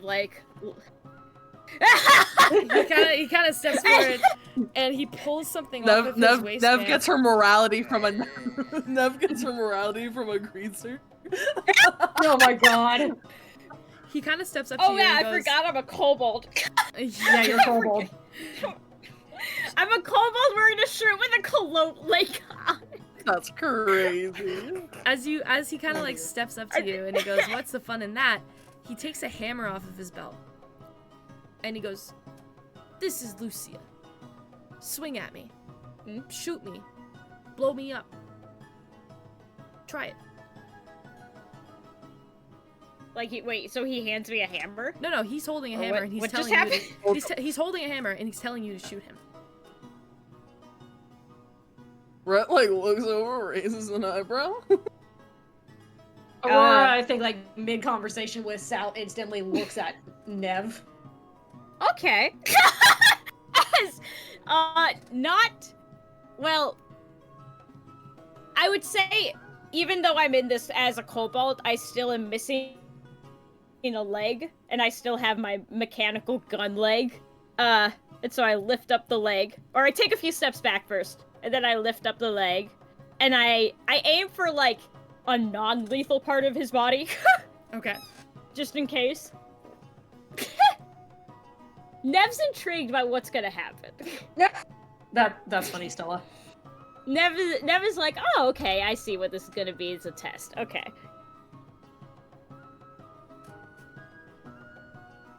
Do you shoot at him?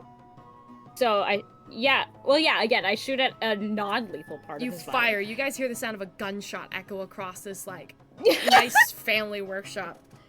As fast as ever, the shot going for where you aimed, the hammer spins in his hand, deflects the bullet, and it misses your face by inches and collides with the back wall. Ooh. And he goes, like I said, I don't care what it looks like. I care if it can block a bullet. Impressive. Thank you. Sorry, I'm just reading the chat. And from the back, the other brother goes, he doesn't just deflect bullets, you know. He writes little sonnets to his girlfriend on a blade. And he goes, shut up, Leo. It was really romantic.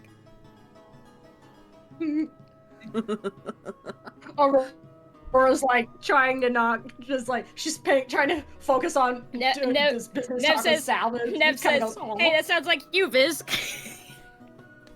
Are items that can deflect bullets common, or is this custom made? Oh, this guy? It's custom made. It's a Sal & Sons original. I made it myself. I call it the Boomer Blade. Oh my god. Boomer. The boomer blade. The boomer blade. I have something like that. Pulls out her fucking bent wrench. I mean, it doesn't do all the deflecting bullet stuff, but you know, it works like a boomerang. I throw it, it comes back. And it's just like a really, really bent out of shape wrench.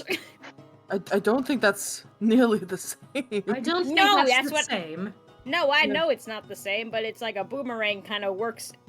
Anyways, He's got a hammer. wrench, hammer, you know, They do like completely opposite things. not if you use them the right way. I did just send you the list, by the way, Shax. You can do so many hammer things with a wrench. You could do so many wrench things with a hammer. They're versatile. Basically the same tools. That seems like a contradiction in terms, but anyways. Y'all aren't just thinking the right way. When Aurora hears that, she just gives Nev a very slow look. Man, Nev is boomer coded. Glorb is is just true. going to ignore Nev and keep talking to the greaser guy. And she's have you made other items that can deflect bullets, or is it just your hammer? As long as it has a flat surface and something to work with here, I could turn it into anything. It's more about the properties of the metal and the enchanter I speak to. I have some friends who work at the university in town. They enchant stuff for us from time to time. We include it in the price. It's not cheap, but it's important if you're working front of house to have something to protect you from robbers.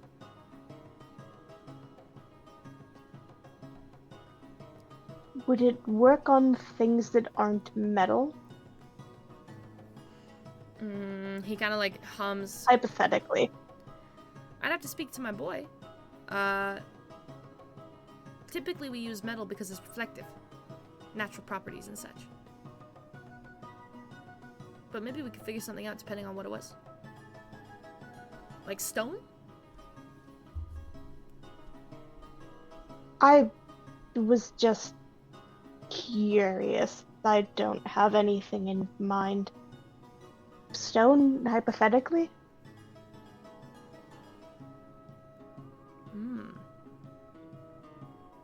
I could discuss, if that's easy. Figure it out from there.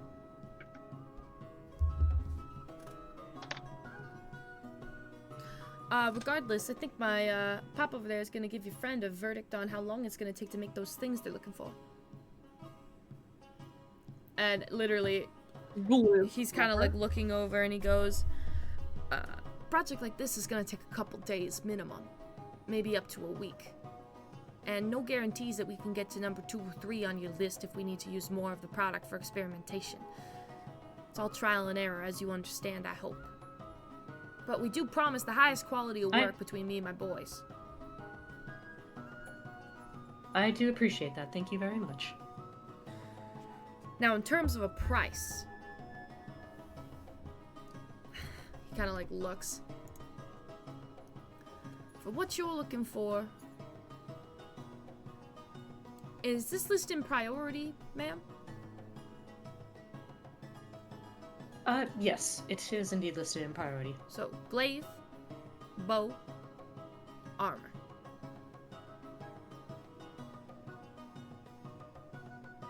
That is correct, yes. Alright.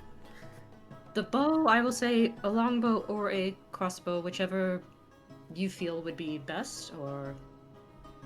She kind of glances around the shop looking at the various forms of our armor. If you have another idea in mind, I'm all ears. Well, I could certainly make you a bow or a crossbow.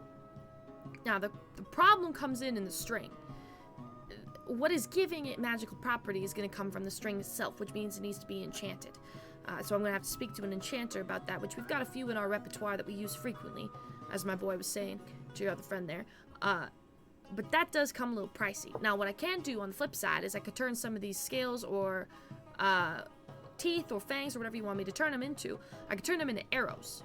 And as long as you collect them again, they can be used several times, but no promises they don't break on impact. And in that case, you could just use a regular old bow for it, and we wouldn't need to use any enchanting at all. I would just have to fashion and fixate them and have my boy maybe look over them to see if we can bring out some of the magical property within it. Aurora's going to look around the shop. Does she see any crossbows or longbows? Oh, piles. There is several of every weapon hanging around this place. Aurora's going to think for a moment and look at Sal. Do you, out of your current products, do you have a recommendation for a longbow or a crossbow? One of ours that we've already created that you could speak to an enchanter about? That, or just simply if we went with the option of the arrows and I had a bow or crossbow. Leo! You're the good sales boy. Which of our bows do you think would be best for this man? And he kind of like steps up and goes, well, if you're looking based on your size and stature alone, ma'am, I will go with Gloria. Gloria. He like pulls a very like long bow off the wall. It's like it would be a perfect size for you, but it's from shoulder to shoulder. Hands it to you. He goes, crafted from the finest of ivory woods and birch for reinstated solidification. It's got an oak lining that will also help pack a strong punch, and all the metals and gears are composed of small little workwear devices that are made from bristles, extra soft on the fingers while delivering a point-blank accuracy that is to be astounding. Simply put, if you're looking for a longbow, you can't get no better than Gloria.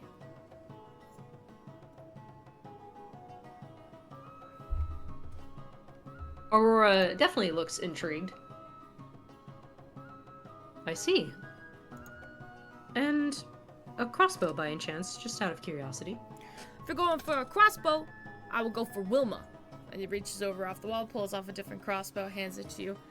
Crafted with the finest of birch and oak as well. This one is solidified and sanded down with all of the metal tinkerings and fixings made by my brother Mac to provide the sturdiest and strongest of comfort. You pick up, you aim, you shoot, it does its job. Damn right and simple. That's why we call her Wilma.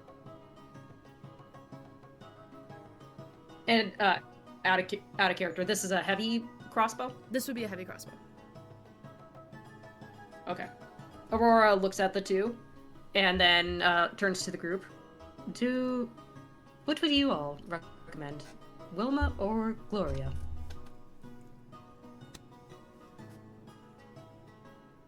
Longbows tend to have fewer fiddly mechanical parts, no? Yeah, but a crossbow's like a gun, but not. You and your guns. Just immediate angel and devil on Aurora's shoulder. Oh my gosh.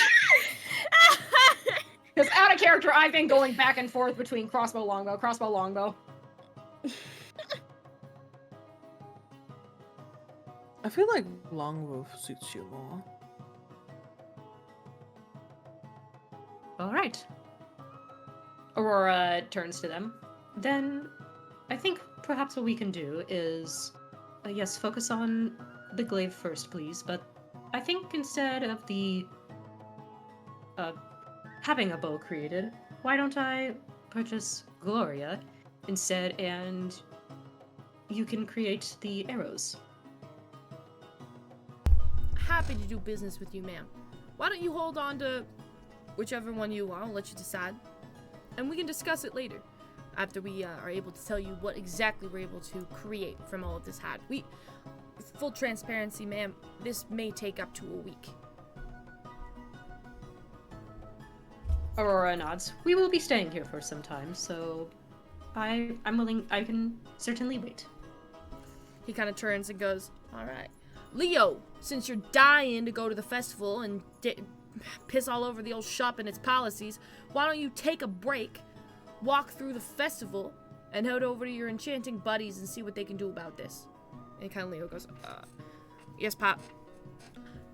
Nice to meet y'all. And he kind of like steps out and heads out. And he turns to his other boy and goes, all right, Mac. She's gonna hand us the glaive. We're gonna see what we can do. Think you're all right heating this up? And Mac kind of rubs his hands together and goes, yes, sir. Aurora, for a week or longer, you will not have your glaive. Is that okay? Aurora is like, you can see that there is this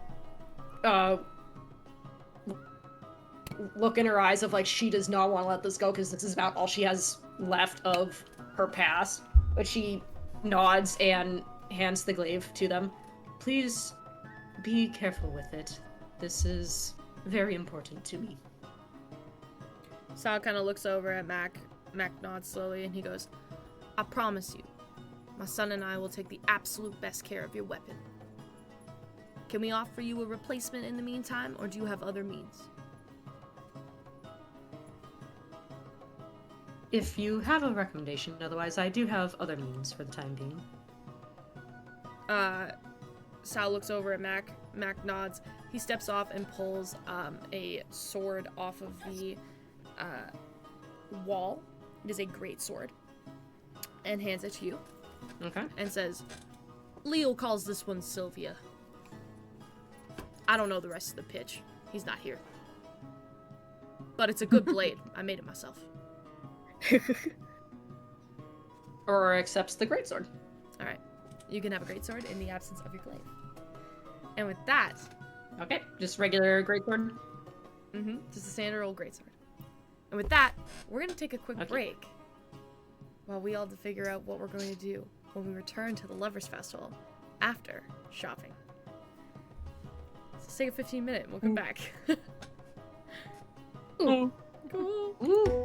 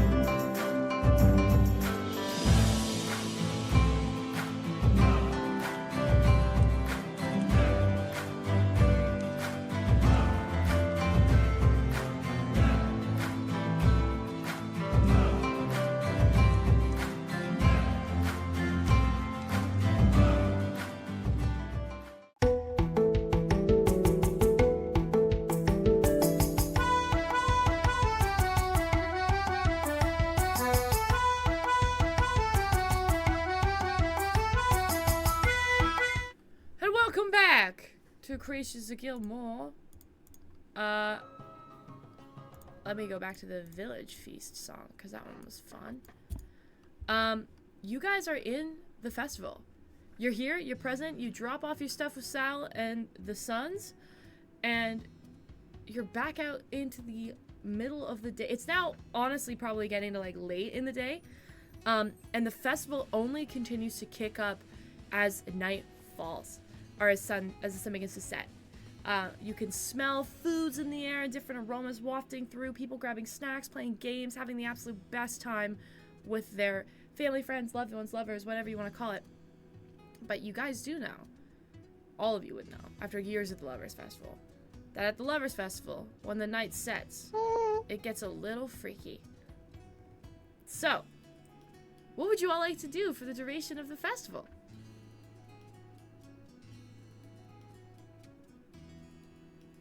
What other kind of games are there now that it's later in the day? Later in the day? Well, as the kids begin to kind of like waft out, go home for dinner, just kind of like enjoy the more chill festivities, you see that there are all kinds of games about like love and romance. And can all of you make a group perception check for me, please? Oh.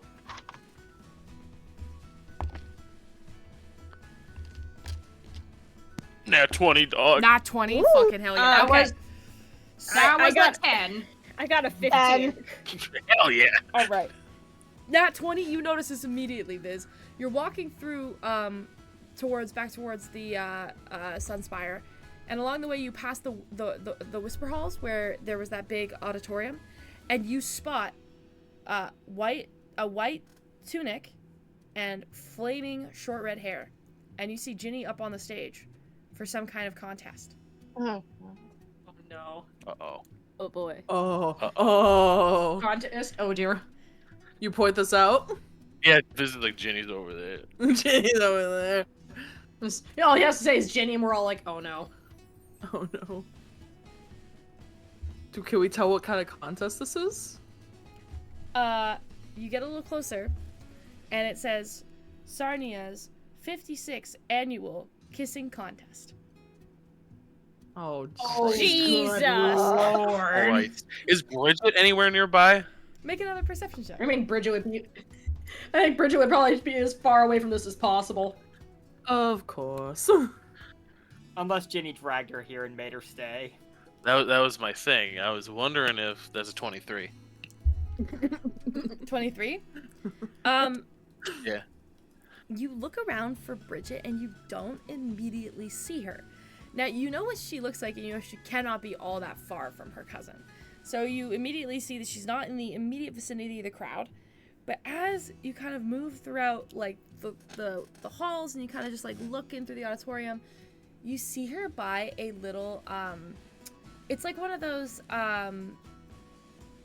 it's like a hookah bar. There's like a little outdoor like hookah patio bar there. And you see that she's actually taking up residence with her legs crossed. She's very modestly dressed. She has like her like flowy scarf that kind of like covers up her hair and like conceals her face a little bit.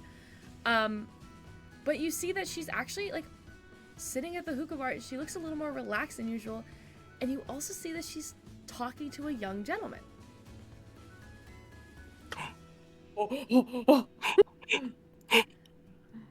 He is a like tall, like not too scrawny, but I definitely wouldn't say he's got a normal build. He's a little skinnier than the average guy. He's got like medium like brown skin, like freckles across his face, like a very like long Roman nose. He looks a little like I think the word would be like squirrely. He seems like a little anxious and like a little like uncomfortable in his body, but he is having what looks to be a pleasant conversation with Bridget. You don't know what they're talking about.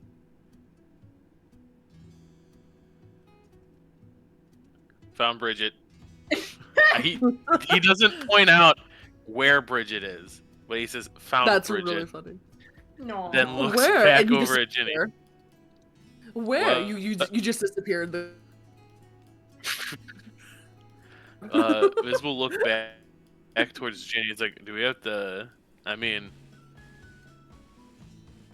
what do you guys want to do about this? I mean, I'm fine with just like leaving them to their own devices, I guess. Yeah, I don't know. I mean, I guess in the festivities it's great to watch a kissing contest, but I don't know how I feel about watching it. If we if we want to find the market that Nev wants to see, we should probably not watch that. Oh, really? You don't. Well, now I kind of Now, want to hold on a watch minute. it because Hold on a I- minute. No, This is not the thing as that bad. something just came over me. I want to watch this thing happen now. Yeah, all of a sudden, huh? Something just came over me. Just takes the seat right in the front row, and he just crosses his hands. He's like, "Ah, yes." I mean, he's a newspaper guy. He has to write a review about it, right? He has to say what's going on at the festival. Aurora suddenly procures popcorn for everyone. What's the prize? That's a better God. question. Yeah, What's the prize? what's the What's the prize? winnings? Another diamond. Fuck, guys, we gotta go get that diamond. Gotta go get that diamond.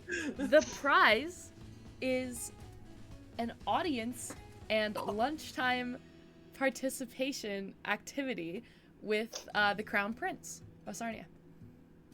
Oh. Wait, we already have that. Meet that guy? Oh no, that was the manager. No, that was the other guy. Yeah. I said that, and then I. As it has been for several generations, the youngest single heir to the throne is the one who goes and participates in the activity post-kissing. You see like a whole pamphlet on it. It's like a tradition that they have here. The best kisser gets to go on a date with the prince or the princess. So while the princes over in Estonia have a ball, this guy. Cecilia's like, does Ginny even want that?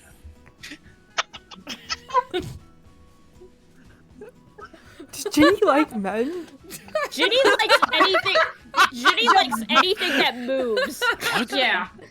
What's her plan? What's her game here? It's like the opposite of when Ginny called Viz little fairy boy. It's like the opposite. Like, does Ginny like men? Like men? Cecilia's like known her the longest of everybody here and is blindsided by this news. Cecilia, roll a history check if you can tell if Ginny likes men. I got a 2. 2? You know, you've seen Ginny pursue a lot of people. You don't ever recall seeing Ginny pursue a man on purpose. Guys, something's wrong here. Something's not We need to rescue Ginny. I don't know what's going on, but I don't think we should be a part of it. This is making me deeply uncomfortable. Some scams happening and I don't like it. So everybody on stage begins to line up like that cut video where they all take turns blindfoldedly kissing one another. Stop it, we're watching my. a cut video. She was like, I have to leave. The guy, I simply the can't woman be running here. the operation with who What's looks identical to Effie Trinket from the Hunger Games, goes, Oh Christ. last call for any further entrance. Does anyone enter the kissing contest? Okay, y'all. If none of us are entering, I beg of you that we leave immediately. Yeah, I think we can bail. Yeah. Yeah. Aurora just turns tail, literally. Alright. What else would you like to do? Leave them to their devices. Night market? Okay, as implied, the night market is a thing you do at night. It's not fully night? It's actually technically not called The catacomb market. So here's That's the what I thing. mean. How do you guys intend to figure out how to get into the catacomb market? Well, we could find a catacomb entrance, How and we go there. are you gonna do that? I'm going to use a history check And I'm going to try to remember what I know about the catacombs in the city, and if there are any notable entrances for tourists. Because like the catacombs in Paris, these guys about to say- probably also have tourists' entrances. Are we seriously about to do as above, so below? We're gonna get lost in these catacombs. I have yeah. keen mind. We can't get lost. That is true. I forgot about that. Okay, thank goodness. Famous last words. Cecilia gets knocked unconscious. Oh no, no, no, no. Entrance caves in. Or it might be the other option if we can't do the tourist thing. The tourist yields no results. We could So- also find the sketchiest looking person and ask them where it is and give them Aurora some money. instantly looks at Nev. Okay, sketchiest person we know that is not one of us. So like Nev's and Retzel from earlier just told us like that there is a place we can go. It didn't tell us where to go, Mhm. right? I can't remember. There's like, you guys have no idea. You just know that there are catacombs under the city, and that Sarnia has been built on top of itself over and over and over and over again through like generations. Okay. Okay. Cecilia wouldn't know any criminal underworld in this city, but Nev and Viz might. Yep. Do we have any, contacts? Criminal connections. I was gonna say, based on how we do our dealings, would there be like a spot that Viz and Nev could like infer could be like an area that it would be done in? Could it be what, sorry? Like an area? Like, yeah, like how they did the gun deals. They're like, oh well, we gotta find a like secluded place so we're not being like spotted when we do it. Could we like, oh well, this area would be kind of like a spot where we would go to like sell guns, so something similar along those lines, if that makes sense.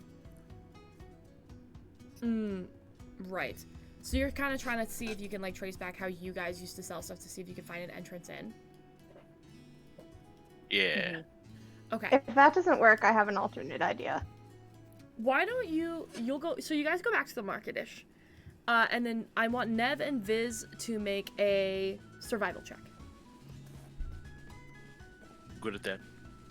I'm okay at that. Never mind, that's 12. That's a 28. Alright, 28.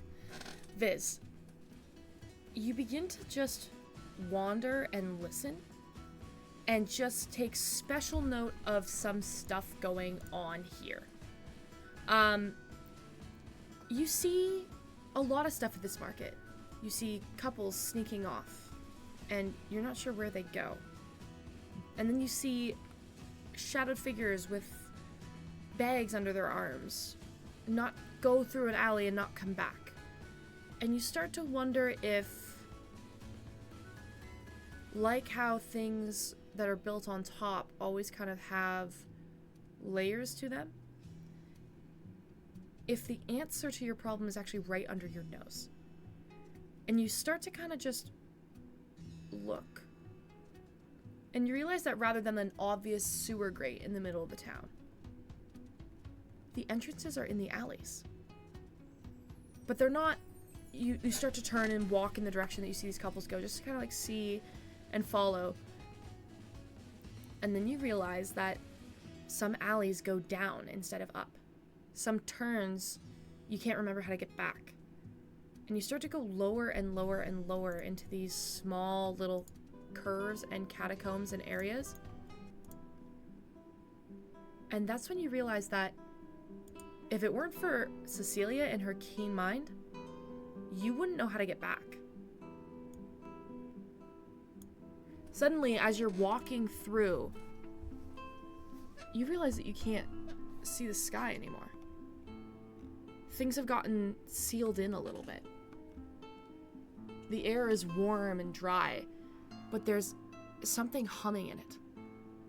The structures around you turn from sandstone arches to bone-lined walls, stone ceilings, strange forgotten frescoes lit by drifting witch lanterns. They still grow pink for the Lovers' Festival, but some of them grow violet or ember red. If you do pass people hunched against alleys or doors, you realize that they're speaking in lower tones. Not because they're afraid, but because as you turn to speak to your companions, your voice carries farther. There's still music in this market, but it's slower, drifting from unseen strings or crystal flutes played in side chambers. Do you continue onward?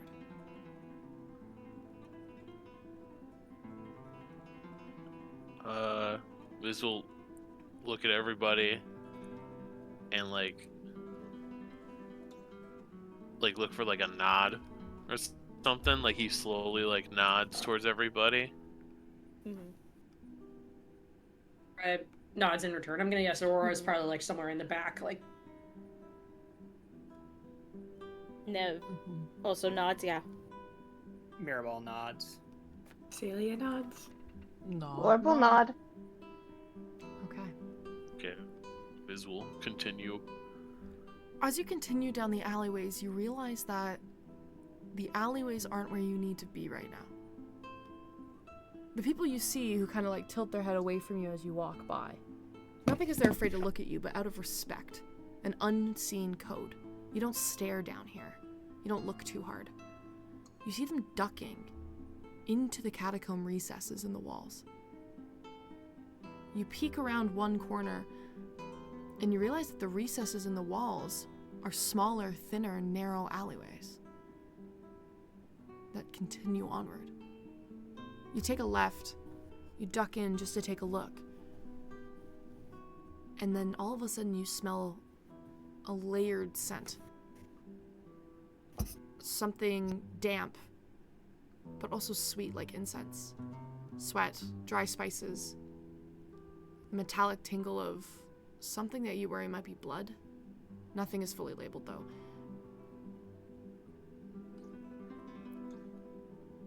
You see scratches on the walls. Some from fingernails. You're not sure why. But also layered art. Graffiti. Blacks, grays, paint stains that kind of line. And you start to see the story of this darker market linger in this space. It's a little gritty, it's a little poetic, a little dangerous, deeply human. Can you make a perception check, Viz?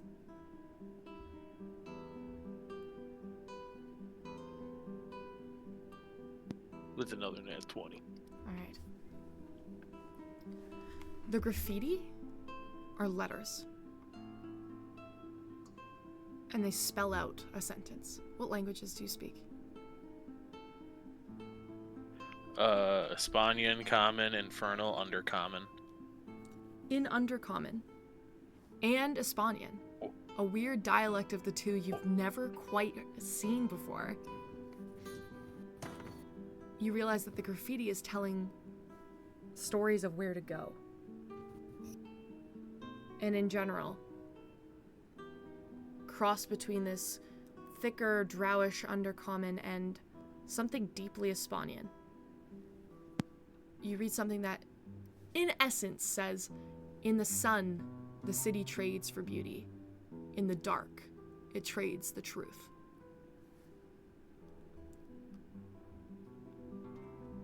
And then you start to see merchants. But there's no stalls. There's just people. And you realize that everyone you've passed is a merchant in some way or another. They just lean against walls, stare and then look away when you don't engage for too long. This is the place where deals are made that shift kingdoms, not just pockets. And you can get anything here. forbidden knowledge, secrets, indulgences, and items. But you need to know who you're trading with. I'll start to list some of the individuals you see.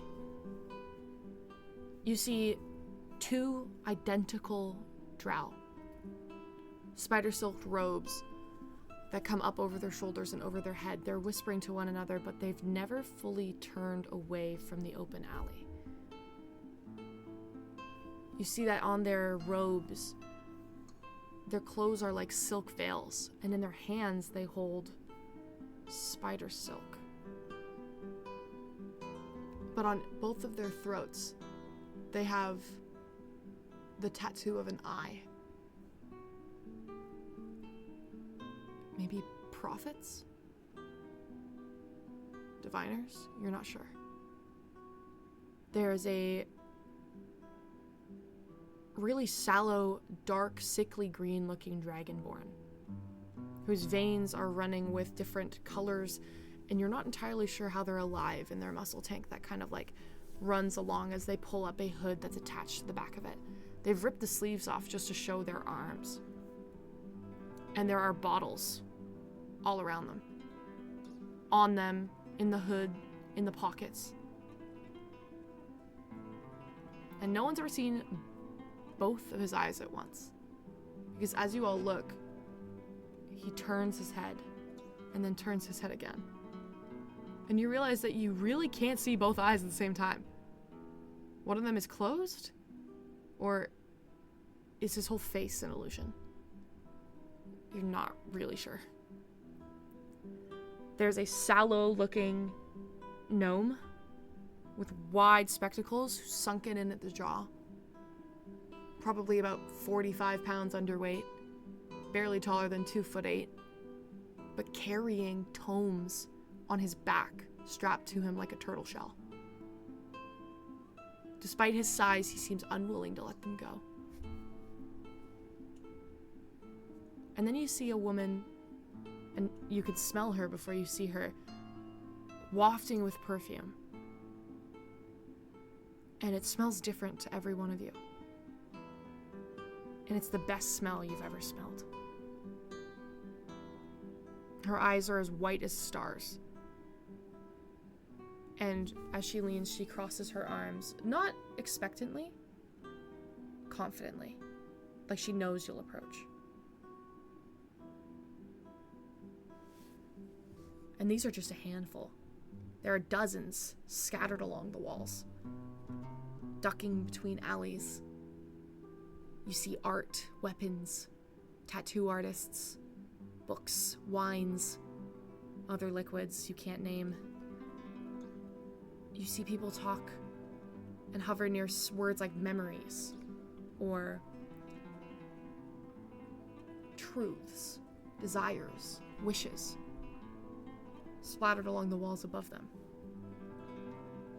And for a moment you wonder how there can't be anyone down here patrolling this. And as you walk, you realize that there are some kind of guard here. But they aren't operators.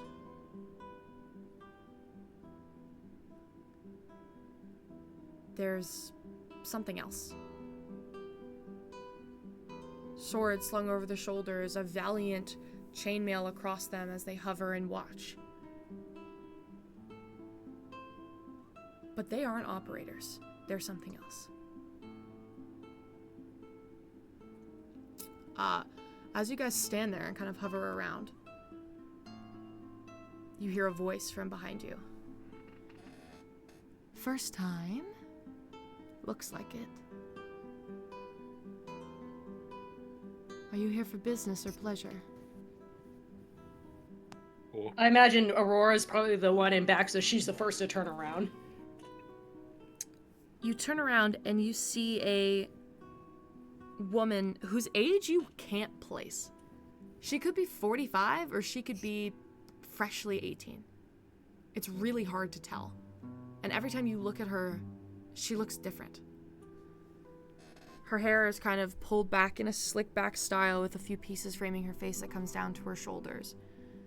She wears a white, well, it's not really white, it's more of a bone gray muscle tank with a chain mail-like sash over her shoulder. At her side, you see a hammer, but you can't tell if it's used as a tool or a weapon. Could be both. And she's covered in tattoos. There isn't a single part of her body that isn't tattooed, including the ends and the backs of long elvish ears that point out. But you can't tell what kind of elf she is.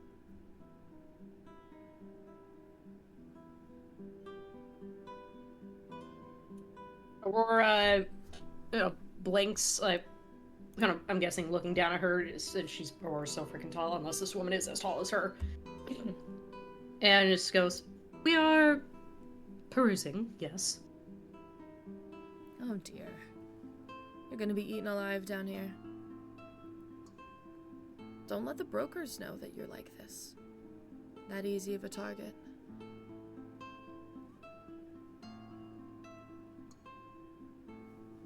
Aurora blinks and kind of tilts her head slightly. And what is it that is making us a target? Oh, honey. Maybe you should let your more mysterious friends take the lead. You're far too charming for your own good. You. She looks over at you, Mirabelle. You look like you've been here before.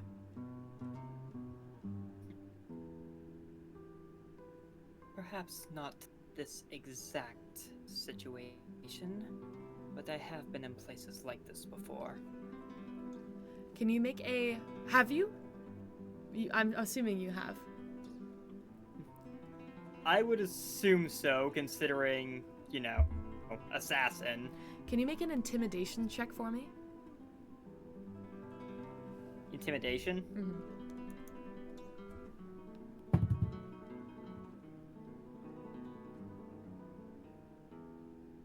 $18. 18. I could see that for you. Word of advice. Don't let the bone ring catch you and kick you out. Don't let the brokers take advantage of you, and don't make a deal you can't afford. Keep your friends in line, and just maybe we'll be seeing more of you.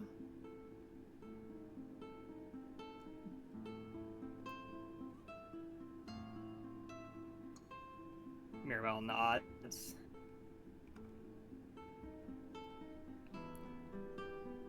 What is it that you're purchasing? Maybe I have something in stock to meet your needs, but a group like yours doesn't come down here for no reason.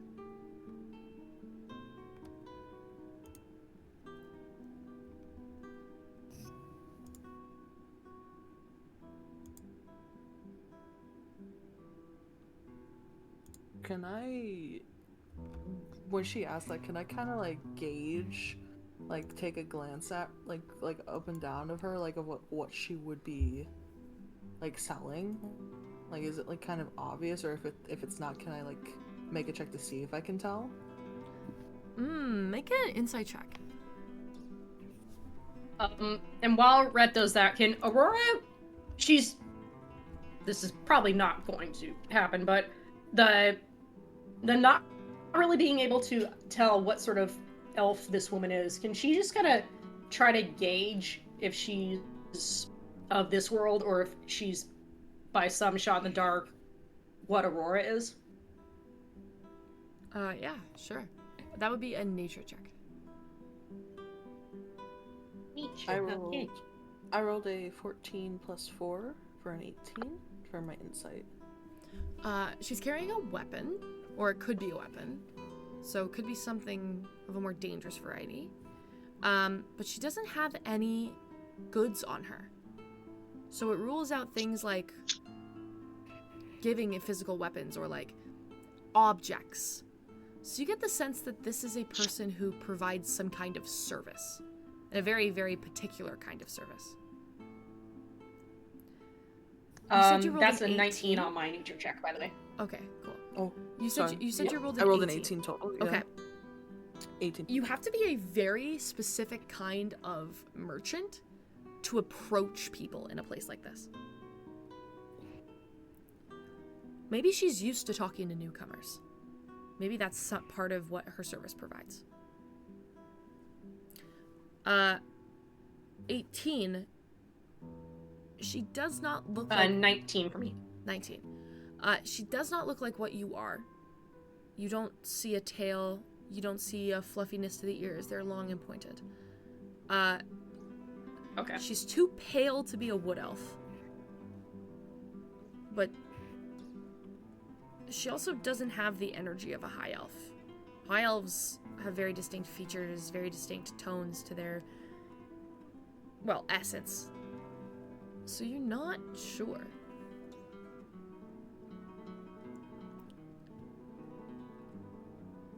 Okay. While these interactions are going on, Glorb isn't really interested in this conversation, but she just wants to like kind of look around and just try to like take a glance to make sure that none of these people around look immediately dangerous.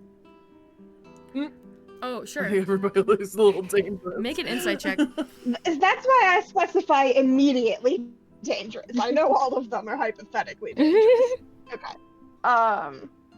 Let's see. 26. Okay, so everybody here is dangerous, transparently. Whether by Yeah. association or just by existing. But the ones that look immediately dangerous aren't the ones who seem to be wearing chain and muscle tanks that seem to be like looking around. It's the figures in very fancy suits who are watching everybody with a predatory nature. Okay. I'm just gonna keep an eye on them. Like, try not to be obvious, just like keep an eye on them out of the corner of my eye. Make sure that like nothing's going on. On that high of an insight check, you recall something that this woman in front of you just said. Don't let the bone ring catch you. Don't let the brokers find you. The bone ring could be the ones with the swords. The brokers. That might tie into the idea of don't make a deal you cannot afford. And you feel like you're Is that maybe bone having... rain as in like a king reigns? No. Sorry. Ring. Like ing. Oh, okay, thank you. And you get the sense that this might be, for a lack of a better term, loan sharks in the suits. Ah. Oh. Everyone instantly looks at Nev like, don't even say a word. So No, those are Shex- Nev's worst enemy. Shex, could I roll an insight to see if this lady is trying to play us? Yeah, sure. Make an insight check.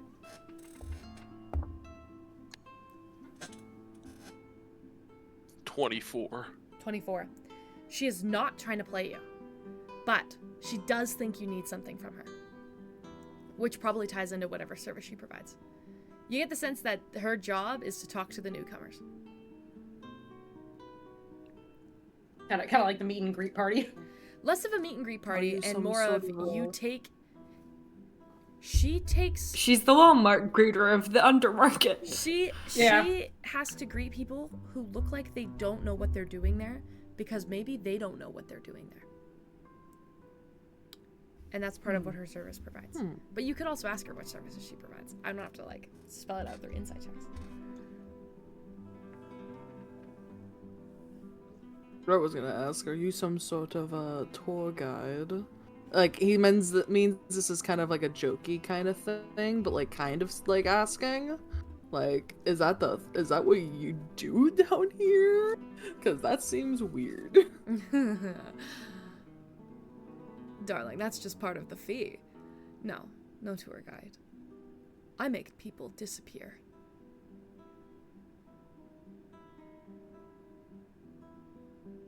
like an assassin?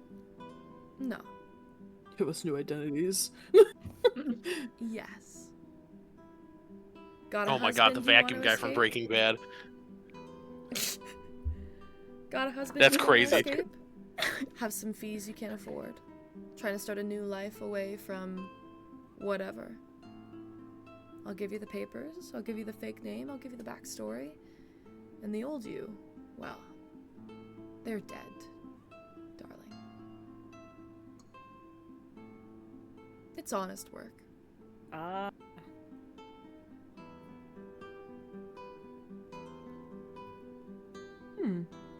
About almost all of us have already done that.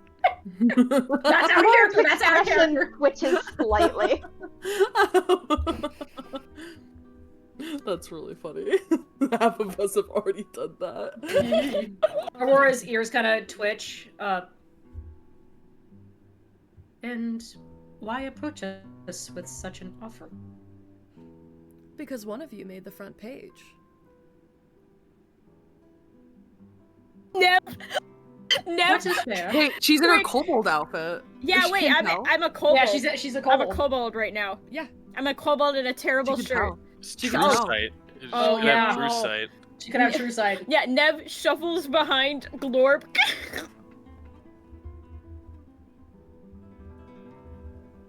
Glorb looks down at you with just the most flat expression. Nev looks up with her fucking Muppet, kobold eyes. I just imagine it's like Donkey in the third Shrek where he tries to look all cute and is like, eh. You know, now that I'm thinking about it, because it's disguised self, I like to think Nev just put on a like cloth costume that looks kind of like a kobold. Like it's not even like her Yeah. appearance looks like a kobold. It's like Actual what a Muppet. kid is dressing Yeah. up as a kobold. Yeah, She's like actually that- dressed as a Muppet. I She's am actually actually, dressed as a yeah, Muppet. I am just a Muppet right now. She's just a Muppet. Nev's Talking like, Muppet. Nev's like, damn. True If sight? nobody, if nobody responds to the lady, Cecilia will be like, well, Oh, I don't think did we need respond your to- services, but if you have a card, we'll take it. We just start collecting business. Rhett just slowly looks over at Cecilia.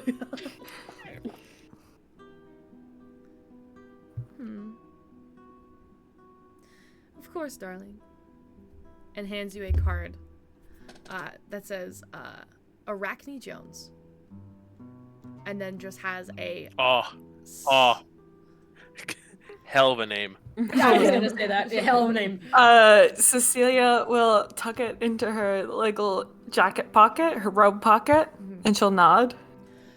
It on the by the way, the location on the card says rather than giving an actual location, it just says you know where to find me.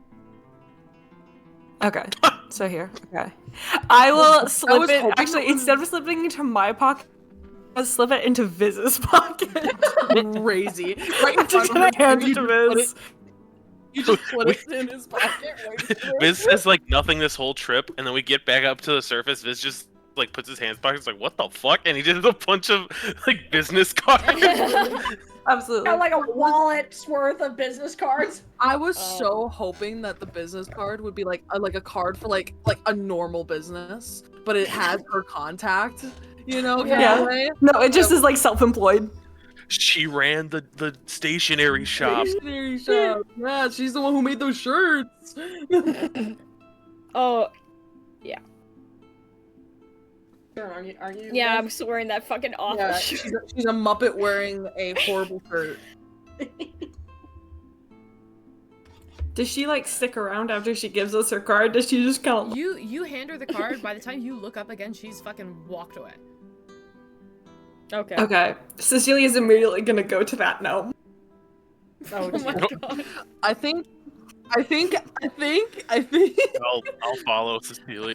I think that as like people like start walking forward, Rhett's gonna kind of use Aurora as a cover and kind of like pull at her sleeve as he's pulling up the hood. He's gonna try and like stealthily put the cloak get the cloak of invisibility up. He's gonna be stealthy. Okay. Aurora like catching on to Rhett's signal, like just kind of. She doesn't nod, but like one ear just kind of flicks as an acknowledgement. He's going to try to do it stealthily, but yeah. No stealth But check he'll be required. walking with everybody. Just Easy enough to just pull the cloak up and vanish in the catacombs like this. Like, it's dark as hell down here. more so just in case there's any people like watching us, like making sure that they don't see him just suddenly like, he's just disappeared.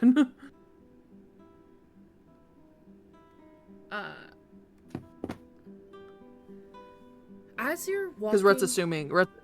Oh, never mind. Sorry. Keep going. Oh, I yeah. thought you were waiting. Like, sorry, bud. Oh no! As you're walking through, you realize that despite them there being merchants, there are lots of people down here as well. Like this place, the Black Exchange is not just for criminals; it's for those who have been shut out of the more polite society upstairs. Disgraced mages, forbidden lovers making out in street corners, rebel organizers, desperate artists, broken nobles. Everybody seems to be walking these halls in search of something that they cannot get upstairs. And you hear that a lot of them do refer to it as upstairs. What's going on above them? There is also a rampant homeless population down here. People taking shelter from the heat up above, people who just have nowhere else to go. And everybody just leaves them be. There is some strange sense of order here, and you get the sense that it is kept by the Bone Ring and the brokers.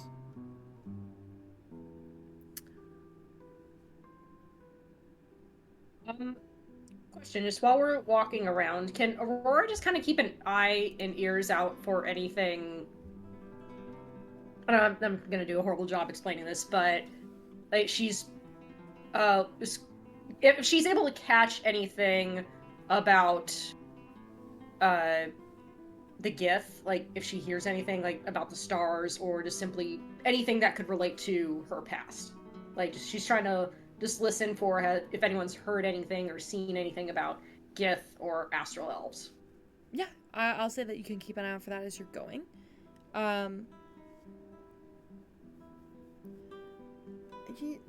Not at the moment though. But you get the sense like upstairs, down here is still a lot of the population that exists up there. Dragonborn, kobolds, the odd assortment of like tabaxi. It still very much does resonate, just in a slightly different way with what's going on above the city. Okay. Is there any kind of chance I can find someone who deals in metal or any kind of just like magical items? Someone like an artificer. There is plenty of those people. But you get the sense that as you're looking, everybody does something very specific. So here's what I'm going to say. Okay. It's already 10:45 my time. I'm going to end here because I want you guys to think about what the Black Exchange can do for you. What is your specific need? And thank you for giving me time to think about that, because I don't know. Yeah, I know you wandered down here accidentally. You know, Allie. We know Allie. What? Oh, Allie's going. Yeah, we know what I want. Allie's going. We know what I want. Shimmer That addict gnome from is fine, Arcane. guys. Yeah. Yeah. So don't worry. Yeah. We know what's going on over there. But that being said, I'll give you all a little bit of time to think about what the Black Exchange can do for you, and we'll come back and explore that next week. Thanks for playing, guys. Nice. Yeah. I like that. Woo! Hell yeah, that was Thanks for good. hosting. Of course, anytime. Okay. See you next time.